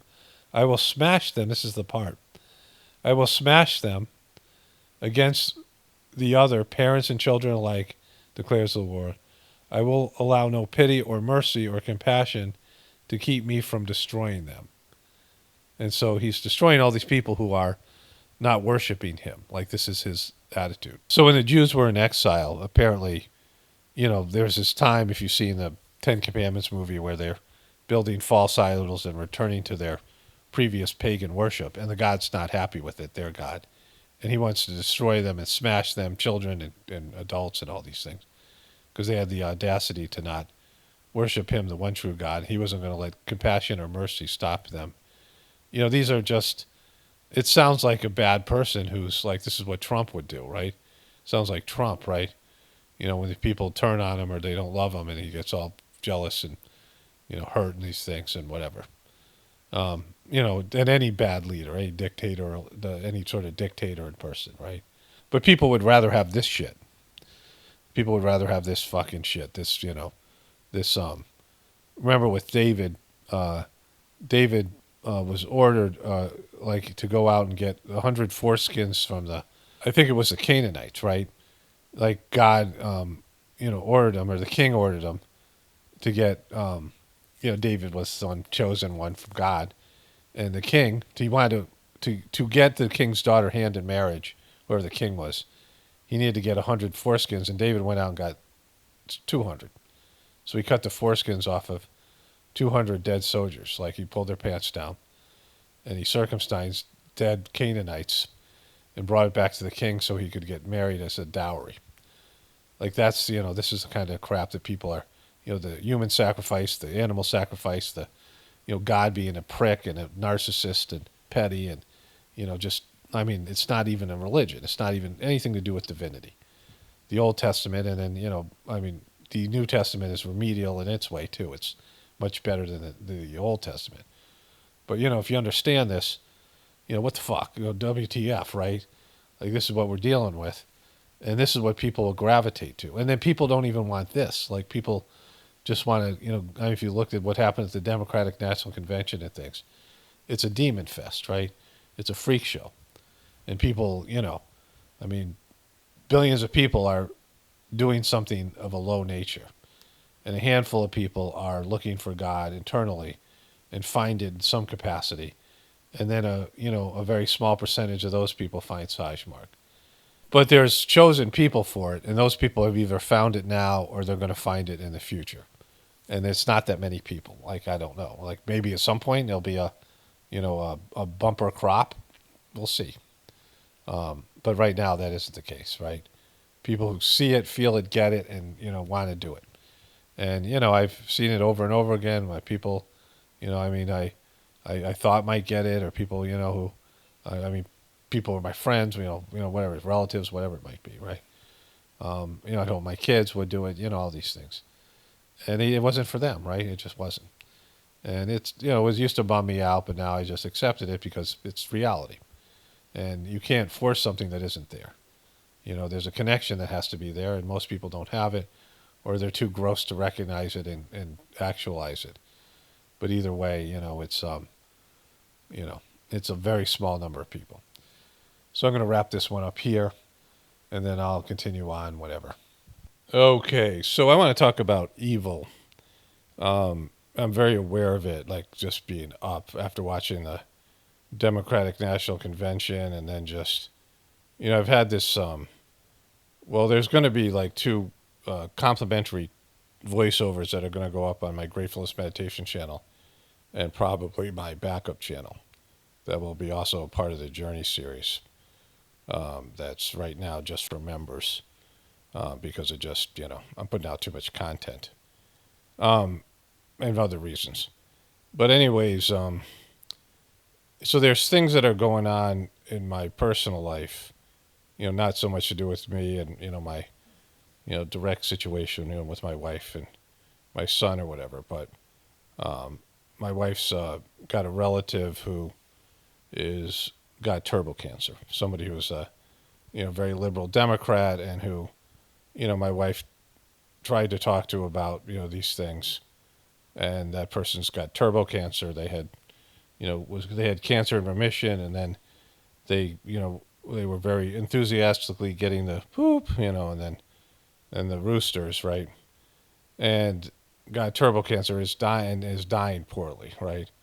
Like cancer in the brain, cancer in the lungs and lymph nodes, right? Just the whole thing. And, it was going through the death process and just not doing well at it. And I'm not going to talk more about that, but, so that was going on. And then we got news yesterday something that's kind of even worse that we're dealing with. Again, to do with, my wife's family. And so, there are things like that that are like everybody's going through, right? There's just stuff like that because we're living in a time where things are coming to the surface. And, I've never watched a convention like I watched the Democratic convention. And even afterwards, somehow I was watching like one of the news is CNN or MSNBC. And Michelle Obama came out and just absolutely lied about Trump in some bizarre narrative, right? And they were applauding her for giving a good speech. I'm like, this is a horrible speech. And, she's, odd. I mean, she's got huge, long arms and, the masculine features and all those things. And, it was just like a debauchathon over there, like a freak show over there at the DNC. And I really, covered it more intensely because of this thing that happened where Kamala Harris is getting elected with no votes and the way that the DNC manipulated all these things, right? And, I was thinking about this in terms of like, it just seems like everything's like really evil. Just like their evil is just more prevalent. It's just really up. And, I want to talk about this because most people have a childish and primitive view of evil because of a system has wanted it that way. So the way that most people, well, all of us get introduced to the idea of good and evil is that there's a hero, and that hero is 100% good. And there is a villain, and that villain is 100% evil. And when you watch a movie, most people identify with the hero. And they frame the narrative so that you're connecting with the hero and you're rooting for the hero to succeed. And, you can watch a movie where two historical figures are in an adversarial. You can just watch two movies where two historical figures, let's say it was like Edison and Tesla. And Tesla, there's a movie recently about this, the current war, something like that, the current war or something. And, Tesla was cast as the protagonist. And Edison was cast as the villain, which is kind of the narrative that's out there, right? Which electricity, AC, alternating current, or direct current was going to be used. And they went with the bad one, right? Like, so there's been these wars like Beta versus VHS in terms of the videotape, something like this. But then they could make another movie where Edison is the hero and Tesla is the villain, right? I saw a video, two movies. One was done by Germany, and the other one was done by America. And it was about the Rothschilds family. One was done by Hollywood, which favored the Rothschilds family. You can watch these movies. I really got a lot out of them. The other one is a German movie that the Rothschilds were evil. And in the Hollywood version, the big story is how the Rothschilds came to power. They were bankrolling, like there was Rothschilds banks. They had brothers. These brothers each had a bank. One was in France, and one was in Germany, and one was in England, and then there were two other banks somewhere else. I forget what. And the one that was in England was bankrolling the English war. This guy who became this was the primary Rothschilds bank, and the other one was bankrolling the French in the French war. There was a war between the English and the French, and they were both Napoleon, and they were both the Rothschilds were making that happen, and so the French battled the English, and the English won, but the news came back to England that France had won, right? And in the American version, Rothschilds didn't know this was fake. And so the British government's stocks plummeted, right? Not their stocks, their bonds. Like governments issue bonds, and their bonds became worthless. And Rothschilds, being the patriot he was and loving England so much, he bought up all the bonds, right? Which makes no sense. Like, it just doesn't. This is how he became the richest man in the world. But in the other version, he had word that England had actually won. And either he sent out disinformation that France had won, or somehow it came back that France had won, but he knew England had won, and he bought up all these bonds for next to nothing, and then he owned the English government after that because he had majority stockhold, just majority stake in the in the government in terms of these bonds, and he became of course a knight and the richest man in the world. He became the first billionaire because of that, right? This family. And it was two different ways of looking at it. One where he was portrayed as a hero, and the other where he's portrayed as a villain. And when you watch movies, you get sucked in because your mind is in the passive alpha mode, and you just get sucked into the narrative, and they can, warp any. I mean, they have serial killers now that are the protagonists, right? They show Dexter and these other movies and things. I mean, they have the worst people, where they made Maleficent a hero. They started to do this with Disney movies. Well, all of a sudden, Maleficent, who was a villain in, I guess, what is it, Sleeping Beauty or one of those other movies, was now the hero. And they made two of these, right? And, there was a story, Angelina Jolie came out. She had always wanted to be like in a Disney kind of movie. And she came out as Maleficent with all these little kids thinking that they were going to like her because she was the hero in the movie. And when they saw her, because she's dressed up like freaking Baphomet, they just were repelled. These kids were naturally like, she's evil. Like, you look at her, she's evil. Like, that's what what evil looks like, right?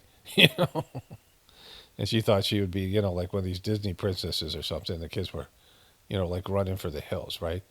But that's how they can warp these narratives. And I've watched a number of various, like, historical shows on Netflix and some of these other networks that are very graphic in nature. I just watched this thing, Marco Polo. It's very graphic. And it's, and the horrors that these people do to other, the historical horrors, it's about the Khan, the guy who's the ancestor of Genghis Khan, and he's a horrible person. They're all horrible, right?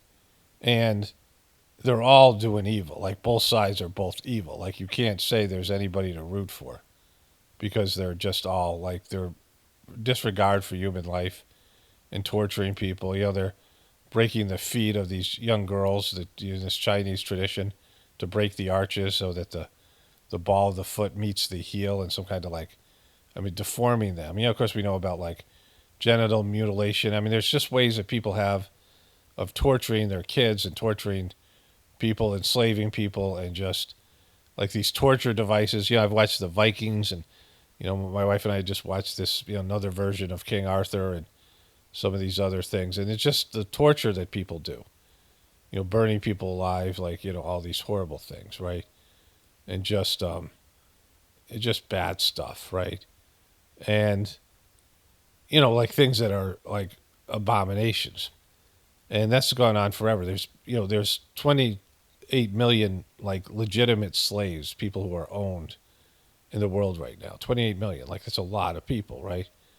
And there's other forms of slavery that's more prevalent, of course, wage slavery, but just all the deviant and evil things and people's predisposition to doing twisted, horrific things to other people or the environment, building weapons of mass destruction. And, there's just an evil nature that exists in people. There's also good, but then there's evil. And there's never one situation where there's good people and bad people, because that's part of the problem, is that people who are themselves evil think they're good and that they're the good guys, and the people that they're against are the bad guys and the evil ones, and they deserve to be punished. And so they justify their evil because of the other people's evil. Because the nature of evil is it's not your body, right? So if you think about God and love and good and evil and the positive qualities and the negative qualities, when your body dies, all that stuff leaves it. People go, I'm going to go piss on his grave or dance on his grave or whatever. But the reality is, the part of the person that you're mad at, whatever person, their life force. I talked about when I was 10 years old and I saw my grandfather's corpse, at his funeral, and he wasn't there. I was like, that's not him. They put lipstick on this guy who was like a, old school tough guy, fought in a couple wars and, all this stuff. But I was like, that ain't him.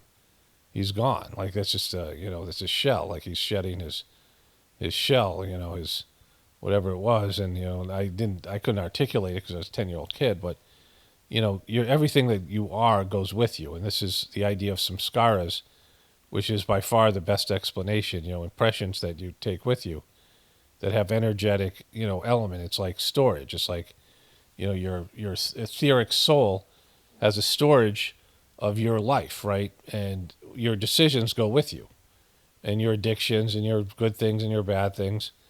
And, the next life that you live, that stuff's coming back with you when you incarnate back in your physical body. The stuff that you leave with when you die, your impressions, all the things that, the things that you're accountable for, the debts you owe, the things that you've done that you need to resolve, any issues, addictions. If you die an addict, you'll be born and you'll have a life that's going to lead you to addiction because you didn't master that. You didn't overcome that. You didn't process it, right? Like, you have to do something about it. If you commit suicide, then your next life you have a prevalence of, you'll have a life that will lead you to wanting to commit suicide again, right? And so these patterns of behavior are with you and you're taking them with you. And so everything's accounted for. And anger and fear and paranoia and, love and hate and, all these things, right? Happiness and joy and, all the things that you would experience as a person and the things that you were, focused on, the things that, dominated your personality, they're going to come back with you, right? And they're going to form something. Like there's going to be, your soul's going to plan something, is going to have some, masterful plan on how to deal with these things and process them and come back to a pure state, come back to a state where, all these things, it's like things that you take with you with a video game, right? Like you're in a video game and you die, right? Like your avatar dies and you come back and you have a new life. In that new life, you still have the knowledge and experience that you've gone through the various levels of the video game, and whatever things that you've brought with you, whatever assets and things that you've accumulated, and of course deficits as well in terms of your soul. These video games where you have weapons, like say that you bought, you earned these things, and then you die and you still have these things when you come back, right? These potential assets to help you win the game, and so that's like a remedial version of real life and how it works. And so evil exists inside people, whatever that is, right? All these things exist. And, evil, good, evil, love, hate, these things that are there, right? All the things that are, part of your internal makeup. And it isn't your body. It's in your physical body. And it relates to your ego, obviously, and not your soul, because you have your ego and your soul. And your ego is where all these human type of emotions and the lower level emotions like love and compassion and empathy and divinity that's there within your soul are the pure higher things, and they're associated with your heart. And the lower level emotions are associated with your gut, and of course your mind is cunning, and your mind is strategizing in these things, and is it has to be influenced by one or the other. So if you are somebody who is focused on the lower level of tendencies of, fear and anger and lust and, all the negative, like things that people consider the sinful things, your appetites, right? Pleasure and, all these things, addiction, which are associated with your gut and your impulsivity, right? And immaturity that's there.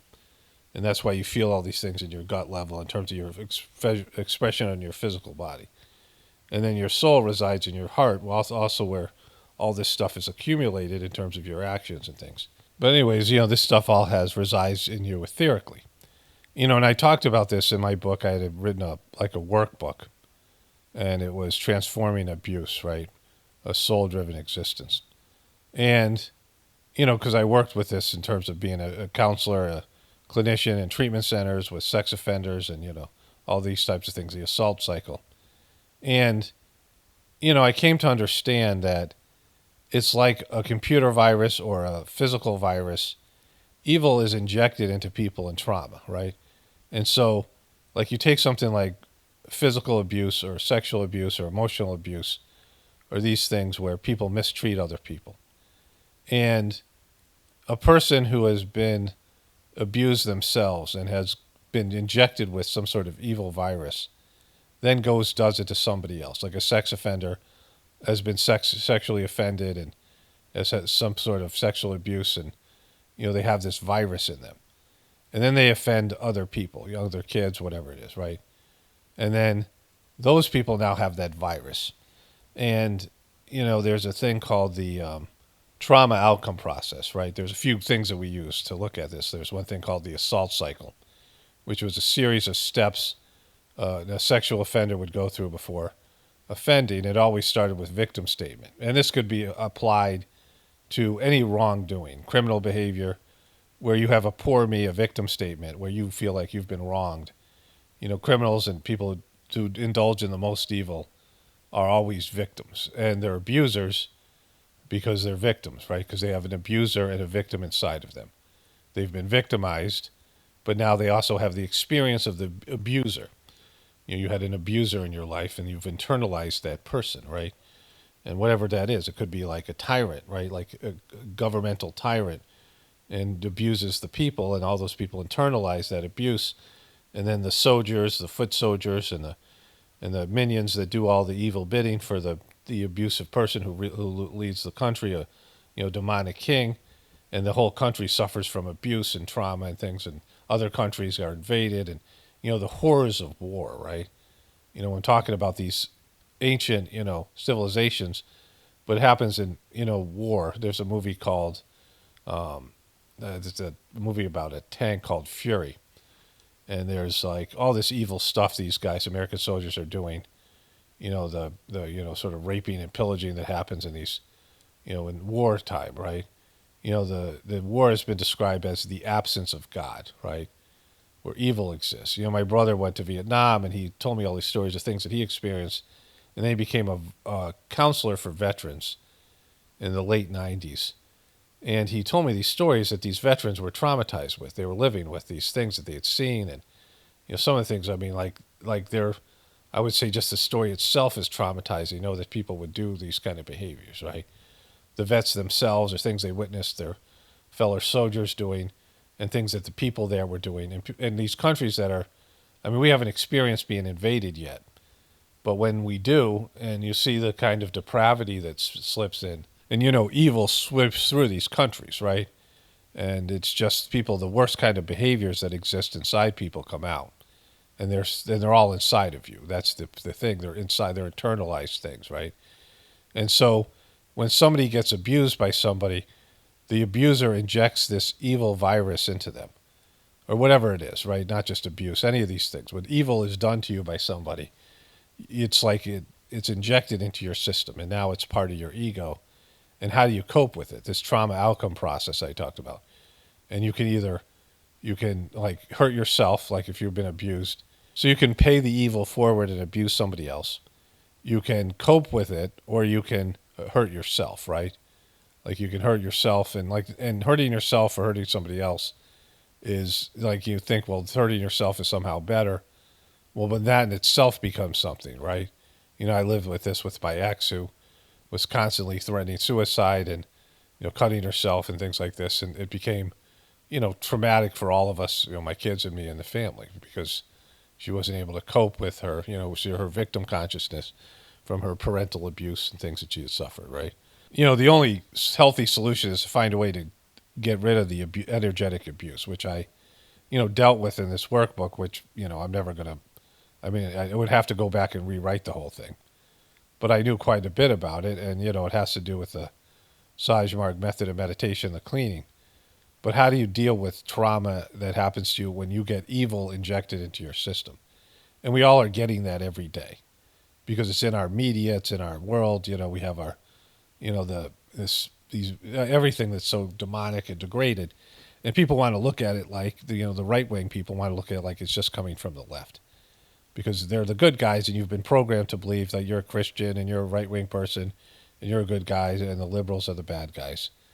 But when the Christians dominated this country, I mean, the Christians have done a lot of evil, the Crusades and all the other things, right?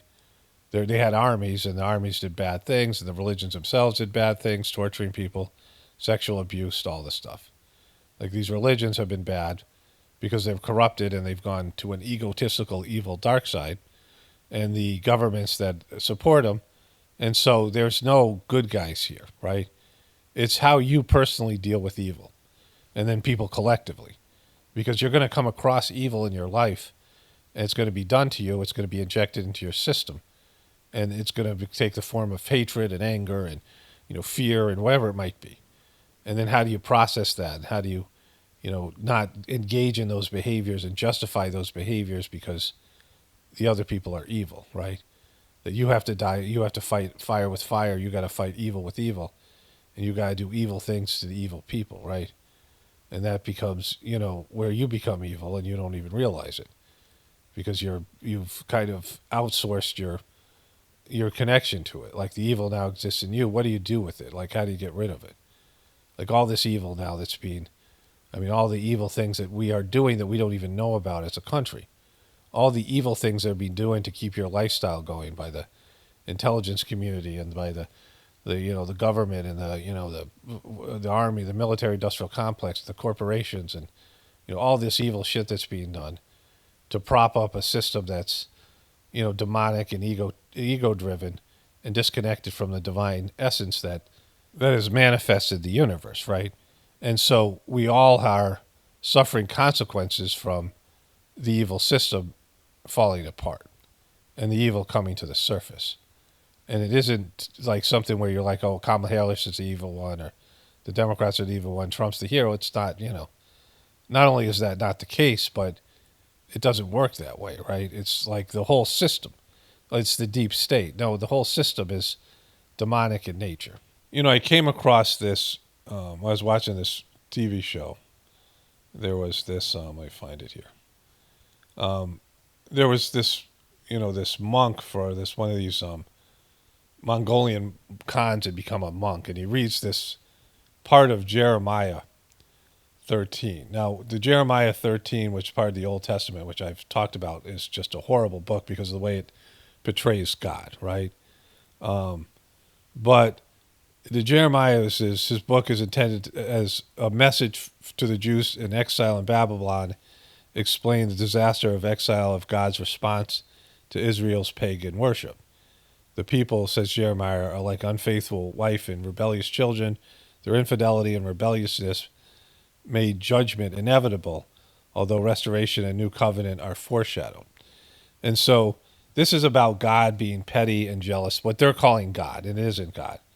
But God being petty and jealous because these guys who, they're exiled because of Moses, the exile that they're wandering around the desert. Where, I've heard another explanation of this is that there were these demons that were connected to this tribe in the desert, and they were weaponized by this demonic energy that they thought was God, right? Which is a valid narrative that makes sense in how things played out. But it says this is what the Lord said to me. Go and buy a linen belt and put it around your waist, but do not let it touch water. So I bought the belt as the Lord directed, and I put it around my waist. Then the word of God came to me a second time. Take the belt you bought and you are wearing around your waist and go to Perith and hide it there in a crevice in the rocks. So I went and hid it at Perith as the Lord told me. Many days later, the Lord said to me, go now to Perith and get the belt I told you to hide. So I went to Perith and dug up the belt and took it from the place where I had hidden it, but now it was ruined and completely useless. Then the word of the Lord came to me. This is what the Lord said. It's the same way I ruined the pride of Judah and the great pride of Jerusalem, the wicked people who refuse to listen to my words, who follow stubbornness of their hearts and go after other gods to serve and worship for them, were like the belt, completely useless. For as the belt is around the waist, so bounded all the people of Israel and all the people of Judah to me, declares the Lord. To my people to be my people for my renown and praise and honor, but they have not listened. Say to them, this is what the Lord, the God of Israel, says. Every wineskin should be filled with wine. If they say to you, Don't we know that every wineskin should be filled with wine? Then tell them, this is what the Lord says. I am going to fill I am going to fill with drunkenness all who live in this land, including the kings who sit on David's throne, the priests, the prophets, and all those living in Jerusalem. And this is the thing the guy read in the TV show, or he recited. I will smash them one against the other, parents and children alike, declares the Lord. I will allow no pity or mercy or compassion to keep me from destroying them, right? So the God of Israel, the God in the Old Testament, is a violent, petty, narcissistic, whiny little egotistical prick who is jealous and is constantly wrathful towards the people who, won't worship him. And that's not what God is, because God is in everything, right? The New Testament is a little bit better, but this is the foundation of the book. And this idea that you're evil and bad and you guys just can't rise up to God is true, all of us, right? That there's some element, some, darkness in humanity that we keep on going to the lowest common denominator. Like even saints. There's a long history of saints, including Jesus, who rose up to high levels of spirituality and then had some kind of spiritual fall.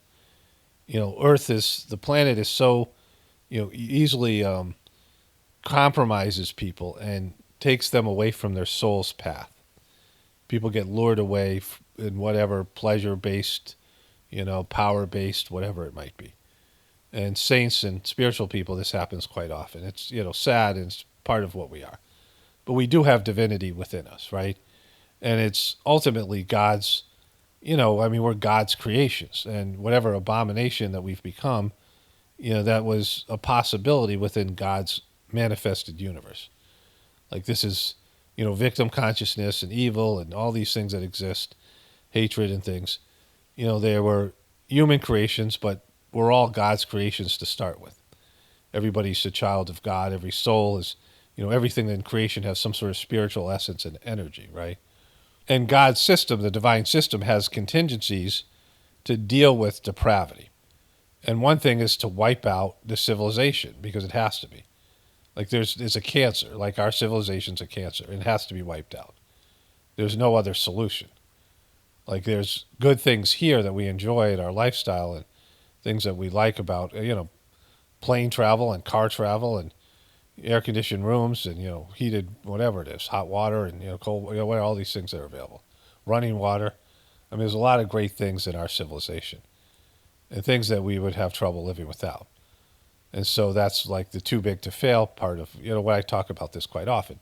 We're addicted to a system, 100% addicted to a system that's evil and taking people in the wrong direction because it's not based in divine will and principles, the debt-based economic system and the hedonistic, materialistic focused, right? Because there's nothing in your system. I mean, when have you heard that divinity is within you? God is inside of you. God has to be. By every definition, by every religion, if God created you, if God created the universe, I mean, your own, biblical tales, God created the universe in 7 days, which again is silly. Like there's no days there only days existed after the earth was created. But God created the heavens and the earth and all these things, right? The first part of Genesis. And if God created everything, then God created you. So there's divinity within you. And if you have a soul, that's, your divine essence. The nature of your soul is pure and divine. Your spiritual essence. And so if you have that in you, why are you not connecting with it? I've been working towards to connect with the divinity within me for over 30 years, and it's had transformational type of benefits. I mean, I've been transformed as a person because of that, because of the Sajmark system that helps people connect with that, right? And so, I mean, it's a wonderful process, and it's there for everybody to experience.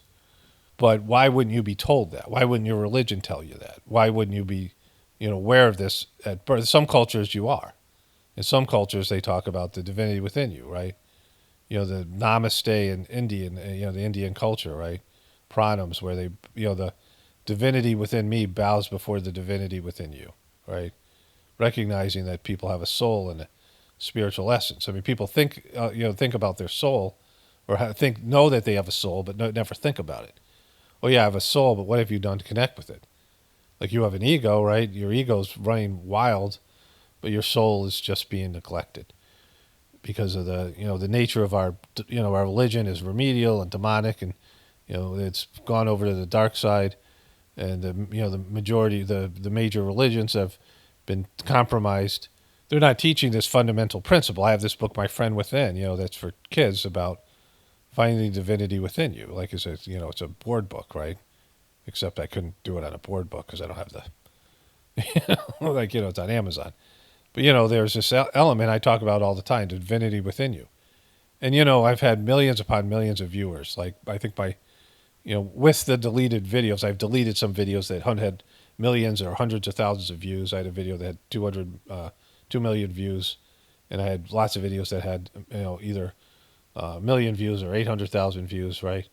These were more commercialized type of Illuminati crap where I had a lot more sheeple coming to my channel. Right? Then times have changed, of course, with YouTube. But I get on a regular basis, and I talk about this, I think, somewhere recently, over 5,000 views a day, right? In terms of my channel, the amount of views I'm getting, around 5,000 views. It doesn't seem like a lot given, people are watching, millions of people are watching, whatever it is, like some other channels or mainstream crap or whatever it is. But 5,000 people is a lot of people, right? And over the course of this channel, I've had like 150 million something views. And then my other channel has another 20, 30 million views on it. And then there are, deleted videos and things. And with all of that, how many people have gravitated to this idea of the divinity within them? And I talk about this more in my, my other channel, which I'm not going to, discuss here. I'm going to put this narrative in there anyway, so I don't want to get too redundant. But I had this, I've often thought about this, right? People will gravitate to my channel when I make Britney videos or celebrity videos. They like to see me mock Britney and, all these things. Mock politicians, if it's the right one. If I'm mocking Kamala, that's great. When I'm mocking Trump, they get butthurt or whatever, right? If I'm mocking Cardi B, it's good, but the ones who identify with Britney get mad at me. But, in general, it's the lower nature stuff, right? The stuff that I could get a lot more views if I just covered the Kardashians or whatever it is, right? Pop culture, Hollywood stuff. And I made my channel just about that. But the primary message that I have to deliver here about divinity within you and, my knowledge of that and all these things, the evil, battling these things, and the higher nature is, rejected by most people, whether it be from me or somebody else. Like if they can't hear it from me, they won't hear it from somebody else who talks about it in a different way, right? Like there are better Christian churches. There are better pastors. There are pastors who are, better at understanding divinity and have more of a spiritual aspect. The difference between religion and spirituality is religion said God is outside of you. You're a piece of shit and God's great. And maybe you'll get into heaven if God blesses you. I mean, this is this idea in Christianity, but these other religions, that you're a worthless piece of shit and there's nothing inside of you that's divine, and you're worthless. But if you worship God, then or you worship the God of the religion, then they'll give you a pass in the afterlife, a ticket to Willy Wonka's chocolate factory, right? But that's this idea of God being in heaven somewhere, where spirituality is God's within you. And you have a better version of yourself that once you've, minimized your ego, you've dealt with your ego in some way, where your ego embraces the divine nature, then you can become something of a higher developed person and rise to a higher level of consciousness. And that's the highest, right? That's of the two things. There's this great saying from Master Charju, the third master of the system, that the lowest part of the higher, which is spiritual, is higher than the highest part of the lower. And you can become the most powerful person. You can become an emperor. You can become, a scholar, the best athlete, the best, the best actor, the best celebrity, the biggest celebrity, all these things. And you're still lower than a person who's just starting to, take their initial steps on the spiritual path, which very few people do. And that's the problem with humanity, right? People embrace the lower, which is where the evil incubates and the evil proliferates, and never become spiritual people, where they interact with the divinity within them, and they take responsibility for all the things in their lives as being for their good and coming from God. Even the evil stuff is coming from God. And that when you don't look at yourself as being a victim, but being somebody who is, is being handled and being managed and being, by your soul and by the divine sort of, spiritual support team, and that everything is accounted for, and there's nothing that's unfair, even though it appears unfair, that these things are for your benefit. And if you take them like as coming from God, as opposed to coming from, just random chance or, whatever it is, like some kind of, oh, why this happened to me, or why would God do this to me, to get pissed off at God. God, you suck. Why did you do this to me, right? Well, why did you do this in a past life? Why did you, why did you create this future for yourself, right? Like right now, you're creating your future by your decisions and your actions.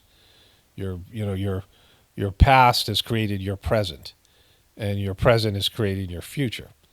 And so everything that's happening is based in your thoughts, your actions, and all these things. They're all affecting your future life and your future your current decisions and your attitudes and your what your thoughts are and your feelings and your emotions and all these things that you're indulging in. If you're indulging in hate and anger, then that's going to be part of your future. You're indulging in fear and paranoia, any number of things, right? All those things are creating your future, right? All your thoughts, all your emotions are manifesting your future right now. I talked about how, like, I had these hair clippers and I decided not to charge them, and I was setting myself up. I was screwing over, Tuesday Paul was screwing over Thursday Paul. Like, I'm doing something where then I have to clean up my mess from Tuesday. Like the person that made decisions on Tuesday is affecting me negatively on Thursday, right?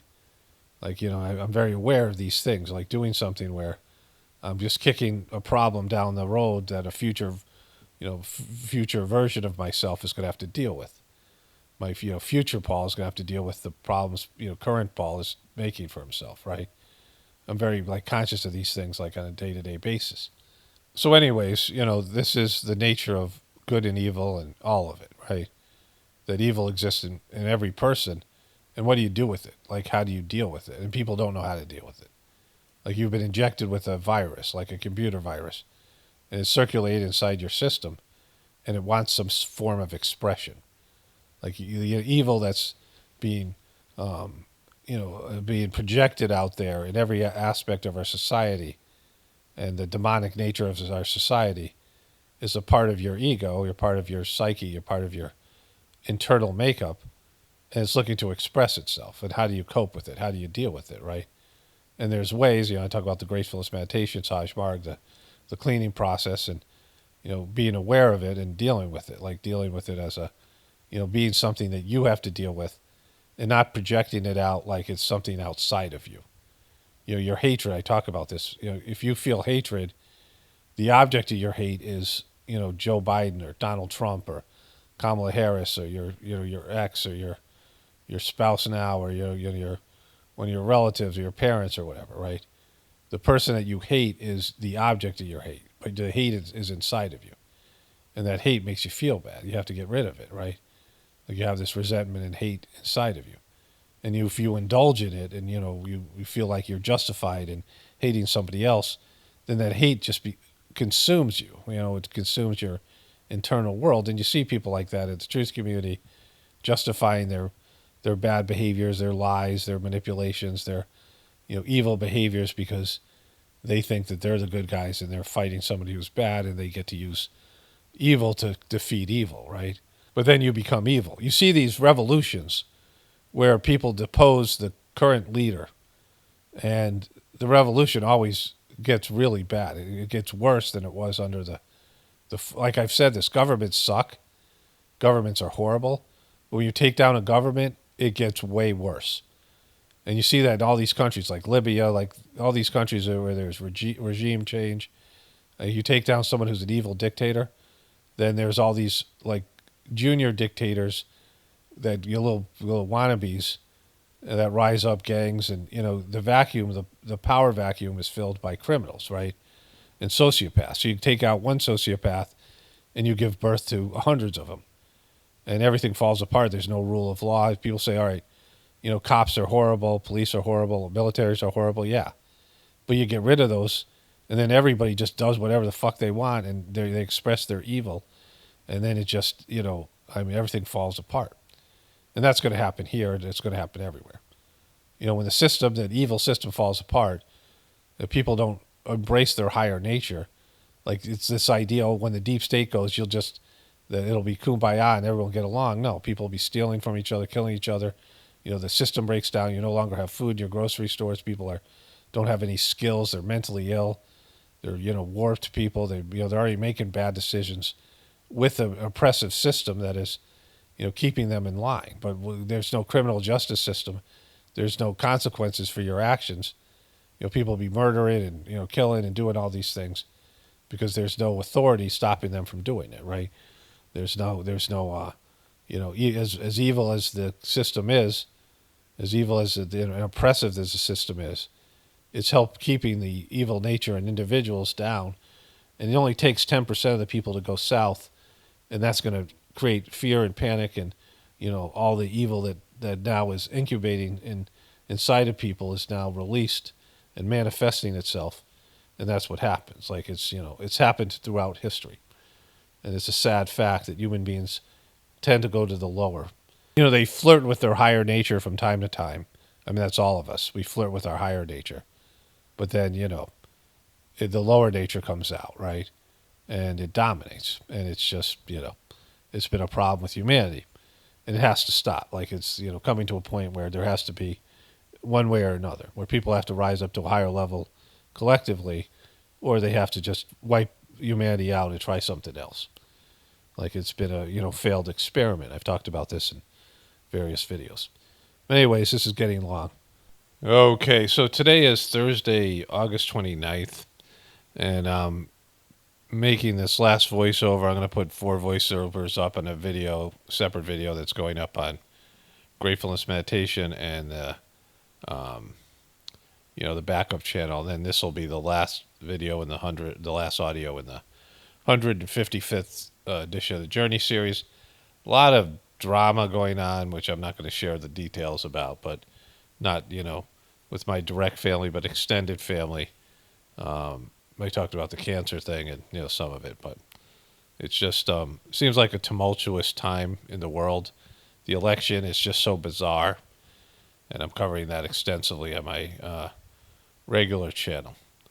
And so this last voiceover, the dodgy truther sent me something. I just don't look at anything to do with heartfulness. Like I'm just over it completely. Like I feel much better not paying attention to it, but people send me stuff, and I'm going to report it just as give my take on things when it happens. But I haven't looked at the YouTube channel. I have no interest in it.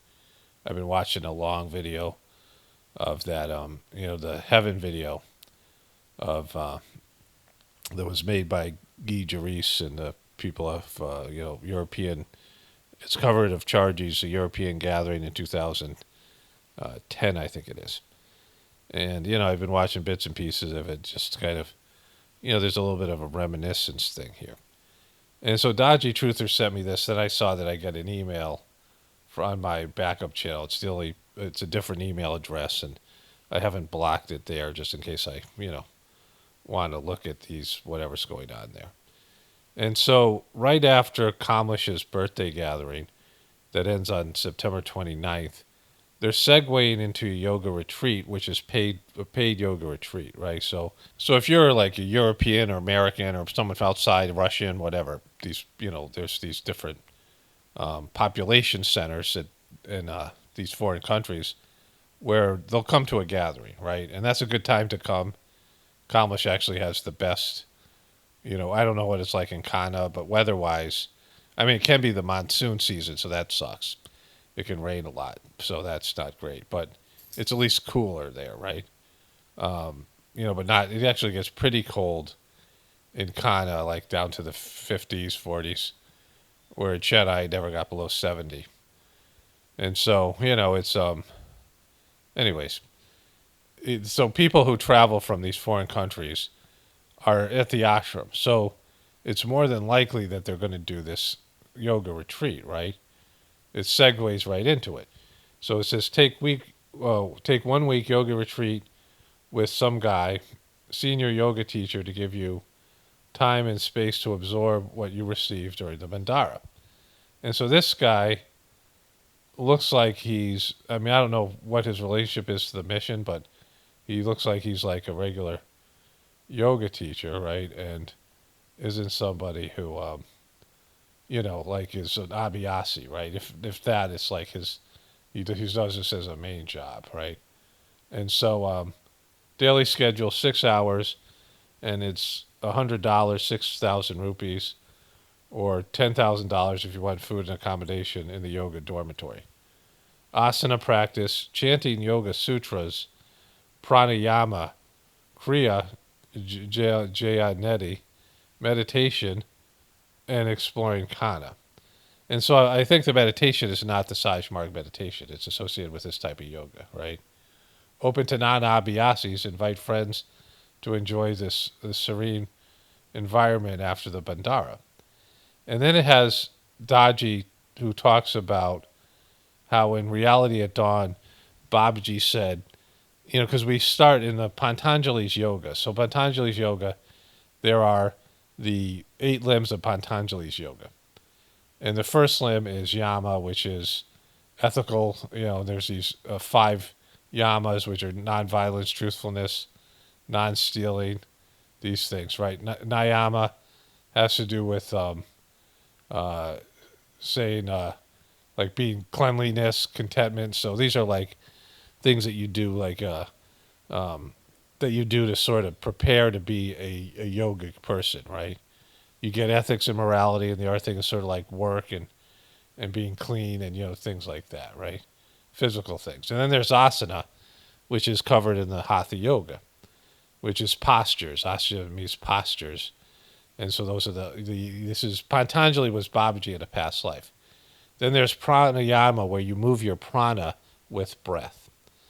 And Lalaji said to Babaji, in the time from my generation to your generation, people have become too weak to do pranayama. Lalaji was not doing Saj Marg the way it's done now.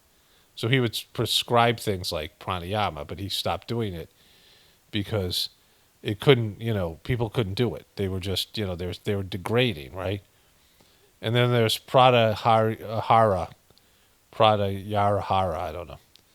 And this is, you're trying to you're detaching from the physical body and then moving into the etheric, right? So this is the step into that. And then there's concentration, which is number 6. Number 7 is meditation, and number 8 is samadhi, where you go into a deep state, right? A deep state of meditation, like you go inward and you're like you're like asleep but not asleep. And so what Daji was saying in this video, and I've seen this video clip before, is that Babaji said in reality at dawn that we started concentration in the Saj Marg method, and we get the other, but we have to absorb the other 5 limbs naturally. And it was understood by everyone because Babaji straight up said it in various places, and people talked to them about it and Charji that hatha yoga was not to be done. And some people did it, like they did it. They were already doing it before they came into Saj Marg for health benefits, and the hatha yoga, all the other 5 limbs of yoga, you were supposed to get naturally. You didn't have to do them. And one of the reasons is we have such a short period of time. So, when this was put out by Patanjali, people used to live a lot longer, like hundreds of years, thousands of years. Like this back in the Mahabharata, there's people lived a whole yuga, like 10,000 years. So like people lived really long lives, and people were completely different. Like there was, there was a level. Obviously, if they lived that long, And it was a different time. Like, it isn't the time of, this is the Kali Yuga where they're short lives and degraded human beings. And so there wasn't enough time to do all this stuff. Like, you could take years developing, these types of practices, mindfulness type of practices, and then you could meditate, but there was no transmission. There wasn't the method that's now given in Saj Marg. There was no yatra process. Samadhi was it. You'd go into a deep state of meditation. You'd go into you'd go inward, and samadhi is something that you can experience even in the first sitting. It's not the end goal, and that had to be understood by people. That Patanjali's yoga, that Babaji was Patanjali, and we came back. He came back with something else. Or he was gifted it. He went through it with Lalaji. But what Babaji offered as a method in Saj Marg was far superior. And these other limbs of Raja Yoga were just supposed to, of Stanga Yoga, were just supposed to be like natural things. Like, you were supposed to develop your own ethics, your own standards, your own character development, all these things. And asana in Saj Marg is just sit comfortably. Find a comfortable seat so your body doesn't interfere and pull you out of your meditation because you're going inwards. And it wasn't supposed to be like you went back after you started doing Saj Marg and started doing the other yoga. And that's what Daji's saying. It's a complete lie. And anybody who's read the literature and heard Charji talk about it, and people asked him, and he said, we're not supposed to do that. Because it interferes. It's a lower level of yoga, and it interferes with the higher level that's in the Saj Marg practice, right? Doing stretching, sure, if you need to do physical yogic stretches, but don't do the pranayama because that's not necessary. There was a time when Diaper Baba first came to the gathering in 2020, he was saying Pranhuiti pranayama. Pranhuiti is the transmission that's given. And he was saying it like they were the same thing. Pranhuiti pranayama. And after Daji had to kick the guy out, basically, because he was hijacking the whole gathering. And my brother was like coming up talking to me about like it's so weird, like he was, it was strange, and everybody for Europe and America was like, "Who is this guy? He's just weird." And Daji Kamlesh had to come out and say, "Yeah, of course there's a difference between pranayama and pranahuti, but when you bring people in who are, thinking their thing is similar or the same or better or whatever it is, right, and they're pushing their own thing, they're gonna try to hijack your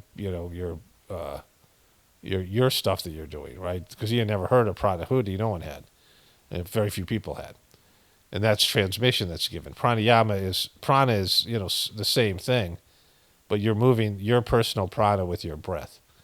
And Lalaji said people were too weak to do that, so they shouldn't even do it. And of course, Babaji, he said, we're not even doing any of that stuff. And they made it clear, don't do it, right? Don't do any of these things, because it interferes with what you're doing in the Saj Marg system. And so for them to come in and say in this email that you're going to do, let me see what it says. Here it is, asana practice, chanting yoga sutras, that was totally not supposed to be done. Pranayama, which Lalaji said people are too weak to do. Jail Neti, which I don't know, is that Kriya Yoga, which is, I'm not sure what that is. Some form of meditation that, you've just been into a gathering of Bandara, and you're supposed to absorb what you received. And you keep on doing, regular. If you're at the ashram, you still go to satsang. There'll be a satsang twice a day or whatever it is, 3 times a day. It used to be in Charji's days. But instead of doing that, in the main hall, they'll be having something completely different. And Kamlesh is trying to say that he's trying to hijack and misinterpret. He's not trying to. He's misinterpreting Babaji's reality at dawn when it was clear by the other masters this wasn't supposed to be done. And all of us know it. Like, pretty much anybody who's read the books and heard the talks know that this was never part of it. Like, why wasn't it part of it before? And he's charging money. And so they bring all these people in, and then he gets these Europeans and, foreigners, Russians, people who are already at the ashram. And what are they going to do if the meditation hall is now being the regular Saj Marg practice? They have to do this thing, right? And so, like, it's bad. Like, it's just completely wrong, and everybody knows it. Like, everyone should know this, that this is not what's supposed to be done. That this was, like said, you shouldn't do this. Like, this isn't part of what you should do. And if you're going to do it, if you're going to do stretches and things, it wasn't going to be part of Saj Marg. It certainly wasn't going to ever be part of it. Like, there's people who did it. There's this Romanian woman. I'm still friends with her on Facebook. My family interacted. I think she did yoga with my kids. She's a great yoga person. She does her own yoga thing. Like, she posts regular stuff on Facebook. Nice lady, nice person. Yeah, Romanian. And, she was doing this, and I don't think, Chargy said don't do whatever you're doing, but it wasn't part of the Saj Marg system, right? It's just we do Raja Yoga, and, we do a whole different, our thing is unique and specific to what it is, and it's just forgetting about your body. And the first 5 limbs of Patanjali's system are about your body. And then you're supposed to forget about your body in the 5th limb, like you're learning to transition into the etheric, and then there's the 3 etheric practices. But in Saj Marg, it's something else, right? And it's advanced, and it's, you go right to the Pranhuiti, which you get the transmission, and then you learn concentration in a sense, but really it's meditation, and then it's samadhi, but not really, because there's a different kind of samadhi called sahaj samadhi, but that's not the goal. The goal is to go through these spiritual yatra points, which is not covered in Patanjali's yoga, because Patanjali was at point 1. He didn't even know about these other points, or if he did, he didn't have access to them. And so, Babaji was far more advanced as Babaji than he was as Patanjali. Patanjali was, for his time, sure, but Babaji is, transcended all these things. And in terms of his, Lalaji brought him through these points, and Babaji understanding documenting all these discoveries and then developing a spiritual practice that was effective for modern day times, and was sort of a Hail Mary desperation to give people years and years of spiritual, millions of years, ultimately, if you go to the central region, of spiritual evolution in a short period of time, because people are, it's like an intervention, right? And so, like, it's to degrade it with this other stuff was clearly not supposed to be done. And it's a big pet peeve for this guy, the dodgy truther, because he knows, because people have read the books and knows that this isn't part of the system. And all these people, all these Abhyasis are ignoring this, when they damn well know that this was not supposed to be what was done. And it's also charging people, bringing in an outsider. Like, he'd bring in Diaper Baba, but Diaper Baba is disgraced. But Diaper Baba was supposed to do that at that internationals, celebration thing they did in last fall. And, so it's just, I like I said, I don't need to cover this anymore, because he's degraded it. He's violated every aspect of the Saj Marg teachings and philosophy. Like, everything, he's done everything in reverse. He's doing these things that were, not supposed to be done, and he's doing them, and it's just bad. Like, it's really bad. And, at a time where, if you look at the American election and, everything going on in the world right now, the world's collapsing, and when Saj Marg is so needed right now, he's degraded it, right? And specifically, his birthday sucks, and he sucks, but if you had a bandara, a gathering with the master's birthday, you would be given this, what he's saying is the best way to digest it is to do something that's not Saj Marg, that's lower, and about your physical body. And it's silly, like, it's stupid. You get this transmission in these epic sittings, what Babaji talked about, these gatherings, and then you have to digest what you received. And doing a paid yoga, Hatha yoga seminar is not the way to do it. Like, it never was. Why didn't they do that before? They never did that before, right? They would just keep on doing Saj Marg sittings, and you would go and you would meditate, and you would digest and integrate all these spiritual blessings and, development that you received during the gathering. And that was always the way. And so to charge people who are stuck there and kind of held hostage after his birthday, because they're hurting for money and they have all these people there, and so why not take advantage of them and have something, some paid service, but it's not anything to do with Saj Marg. It's, it's pulling you out of the etheric and pulling you back into your body and making it about your physical, whatever. And so it's wrong. Like, it's just 100% wrong.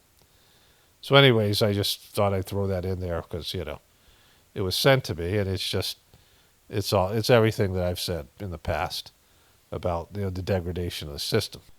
Okay, so today's Thursday, August 29th, and I just did the last audio for the Journey Series 155. This is the Greetings, brothers and sisters. This is the 156th edition of the Journey Series. And, I finished the videos rendered. I'm going to put it up. It's 4 hours, so I don't want to add something even, longer. It's going to be hard for me to put it out there. But I started watching, I had finished my video for my main channel, and I'm going to the chiropractor in a little bit. I just was sort of sitting here. I'm going to take my dogs out for a walk when I'm done with this voiceover. But, I'm kind of relaxed, and I got time on my hands in a sense. And I want to get some other things done and projects or whatever. So I was listening to I'm at the 1 hour, it's an hour and 19-minute video called Reverend Chargy, Heaven, European Seminar, the 18th to 23rd of December 2010 on the Saj Marg Meditation channel. And the name of the video was called Heaven. The video was made, it was just entitled Heaven. It was put out, I think, on DVD. I think I might have it, or at one point I owned it. So it was a really great glimpse into what it was like to be at a gathering with Chargy, and he's very intimate with the European people. They have a small, tight-knit group in these different European countries, small centers around Europe, right? And I recognize some people there. I recognize this woman from Galway, where he said there should be an ashram in Galway, and she said, well, we're meeting, we're going to try to get that done. And I don't think she's practicing, this woman. We were friends for some time, and she started doing some New Age practices and changed her Facebook page from a friends page to a business page. And so, I had some conversations with her. I never met her, but I met other Abhyasis from Galway, Ireland. I have a connection to Ireland from my mom. My grandmother was from Ireland, and my ex was part Irish too, and we studied Ireland a little bit for the homeschooling. And, there's just a connection there. So, but anyways, I recognize some of these people. And I was noticing that Chargy wasn't, he was very present, and he gave a great talk where at the end of the thing, probably about 48 minutes into it, he's talking to people and he says, all the miseries that are in the world are caused by human beings. And what he was saying there is that animals and everything else in creation is happy. There's no miseries there. Even with animals losing relatives to predators, or, death in life and things like this. But animals are relatively happy doing what they're doing. Human beings are creating miseries. And, very interesting. Like, it's, I never thought about it that way, but, it was just there. And there's times, he can't walk on his own, and so this is 2010. He would die in 2014. This is December 2010. And I'm not sure when it happened, but he had a health crisis either after this seminar or I think the summer before. I think it was the summer of 2010. Chargy had a health crisis. Let me just stop here and I'll see if I can find that on the internets. Okay, I couldn't find it, just doing a random Google search, but I think it was the summer 2010 or the summer 2011. And Chargy went into a coma. And before that, if this was before that in this gathering, you could see his health was deteriorating. Like, he couldn't walk on his own. He had severe leg pain. And, he was there mentally, but, he was slowly, as people get older, they just can't, they're not as lucid and they're just not as sharp and things. And you could see he was weak and just struggling to make it through this gathering, to be there for the Abhyasis. And, 4 years of this, right? And the following October is when he nominated Kamlesh. He had no successor at the time of this, gathering. The other guy had withdrawn. And then when he went to the health crisis, we had no idea if he was going to make it. Like people all thought in India he was going to die. He was like in a coma for like 3 months. It was bad. And he said he went through something transformational.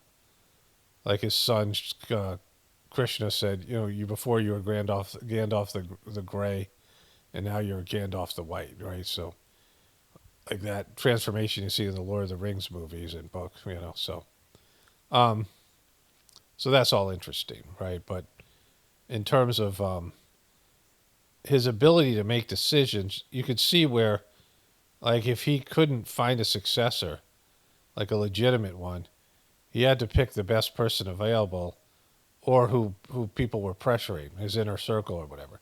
Like he had to make somebody his successor. He had 3 years before he was going to die. In 2011 October, he would die in 2014 December. So he had 3 years to make a representative. And then there's Kamlesh giving a talk.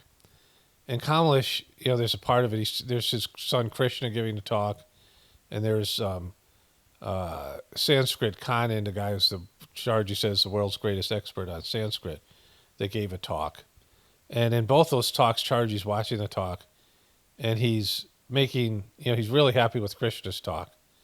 He said it was a great talk. And he says, to something, Sanskrit Kanan, like he says something that Charji didn't know and he learned from it. And that was like, but on Kamlesh's talk, he gives no reaction. And Kamlesh is talking about how Babaji, like he's talking about Babaji and meeting Babaji. And so, Kamlesh was obsessed with Babaji. And he never really accepted Charji as his master, even though he followed him around and he was there. But, he talked about Charji in some of the talks after he was made his successor. But I think he always thought he knew more. I think he should have been the real. I think he always thought he should have been. He was better than Charji. Like there's something there. And he's talking about how Babaji said, like he gave a story where he only saw Babaji like 4 or 5 times in his life and had barely any interaction. And like you can't even trust anything he says anyway. But he says after group meditation, satsang, he turned off a fan and turned on a fan, and Babaji said, "No, turn it off." And he said to Babaji, "What's wrong? Are you not hot, Babaji?" He said, "Well, no. If the fan was on before meditation, that'd be fine. Then you leave it on, but you don't want to interfere with your condition." And he said also water. Don't drink water after meditation because you don't want to interfere with their condition. He said in India, when someone's crying, you give them water. It changes your condition. And he was big into that. I said, you want to absorb your condition. There's one point he gave a talk where he said if you jump up right after satsang, you'll abort your whole condition. You're supposed to sit there and write in your diary, which is part of the practice, and digest the sitting.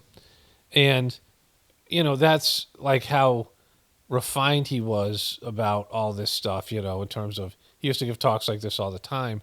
But now he's taking a sledgehammer to all that stuff because he's just, after his birthday celebration was the last talk I gave. I mean, the last voiceover I gave in my 155th Journey series in a video I'm publishing on both the channels where, the Dodgy Truther sent me this thing about his having this Hatha Yoga seminar right after his birthday seminar to absorb and digest what you got in the seminar, and that's just not accurate, right? And so, I'm looking at Charji now in 2010, seeing that he was just not in good shape. Sometime in 2011, he'd give that talk about his inner circle being horrible people, like the worst people, and that would include include Daji. And so he's all alone. He didn't have a successor. He's breaking down physically and mentally, and so there's all that. So I mean that kind of sheds light into the situation. It was kind of doomed from the start, and I can't think of somebody that could have done a better job in terms of, or could have done a good job. I think anybody could do a better job than Kamlesh, right, at this point. But, in terms of, anybody who just wouldn't have gone full corruption and dissing Charji, like those two things. If a person was just had a little bit of shred of integrity and honored and felt grateful for Charji's, contribution to his life and working on him and all the things Charji gave him, and just celebrated Charji's birthday and, had some humility, that person would be better than. So that's pretty much I would say a good, at least 20% of the Abhyasis there, and had some remedial knowledge of the Sajmark system, right? But I just want to share that because, it's kind of integral to the whole thing, right? Um, the whole, everything in terms of the system. Because Chargy had, like, just he didn't have any fight left in him, right? He was just struggling to do his work that he had left, and he had constant health crises from 2008 all the way through. Like, he couldn't travel anymore. And then he just fell apart physically. And then, he had like a limited time left. And there wasn't somebody out there who could hold everything together. Like, if he had taken somebody good, the evil people that were surrounding him, the business people, these Asuric kings, these, in past lives, these, like, I mean, everyone knows these people suck. And Kamlesh was amongst them. He was one of them. And so and I think Chargy said, well, I got to nominate one of them because there's no other alternative just to keep the mission together. And then maybe on the other side, they can, I don't know. Like, I don't know what he saw or what what the overall plan was, but there was just, he was completely hemmed in and boxed in on all sides. So it's been a good thing for me to watch. Just like I'm reminiscing and things. And you can see the difference when Kamlesh gives a talk. It's almost like he's not a part of the video. Like he's, for whatever reason, he was prominent enough at the time that they included it. He gave a talk at this European thing, but he's not like, you can just feel it. Like he's out of sync with Chargy, and everyone else is there. Like they love Chargy, and they're there. They're there to see him and be with him. And Kamlesh thinks he's better. So, anyways, I just want to start off with this because I've just, it's fresh in my mind, and all the rest of it. And I'll continue on in the, coming days. Okay, so I want to wrap this up here. I think these audios all sort of go together. I don't know. Like, I can't remember. Like, it's been over the past couple of weeks. But, it is what it is. It's sort of like some odds and ends of like a, whatever, some spiritual, talks and things. Only spirituality will save this world. It's paramount, definitely important for the apocalypse and the ascension. Everyone have a blessed day and be grateful.